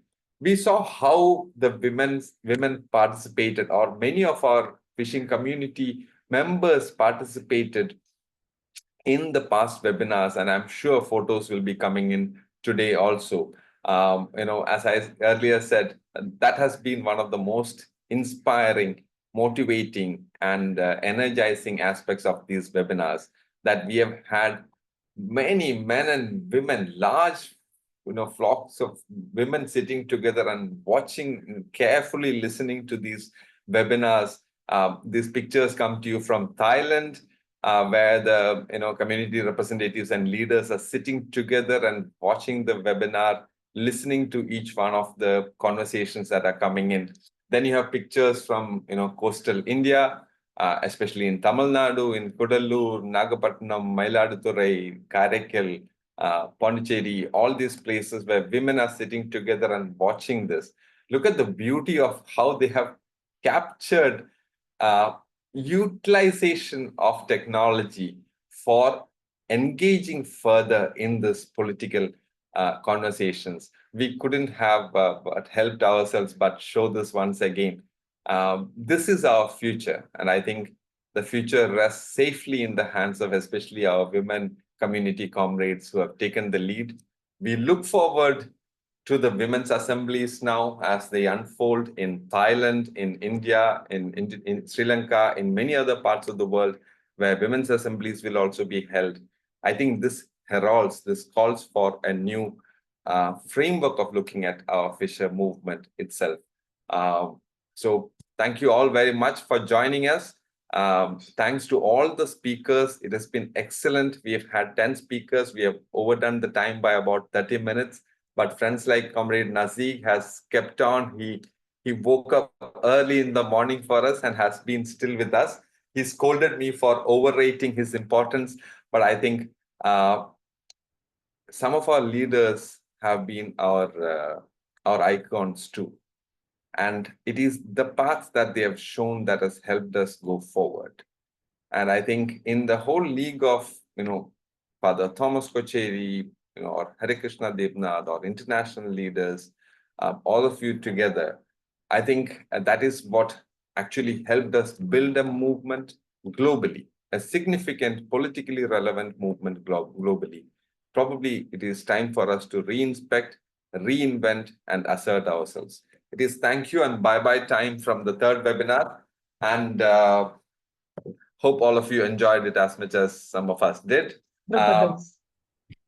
Thanks to thanks to the other facilitators in this entire conversation. Without the language interpretation, we wouldn't have managed to get this webinar so successful.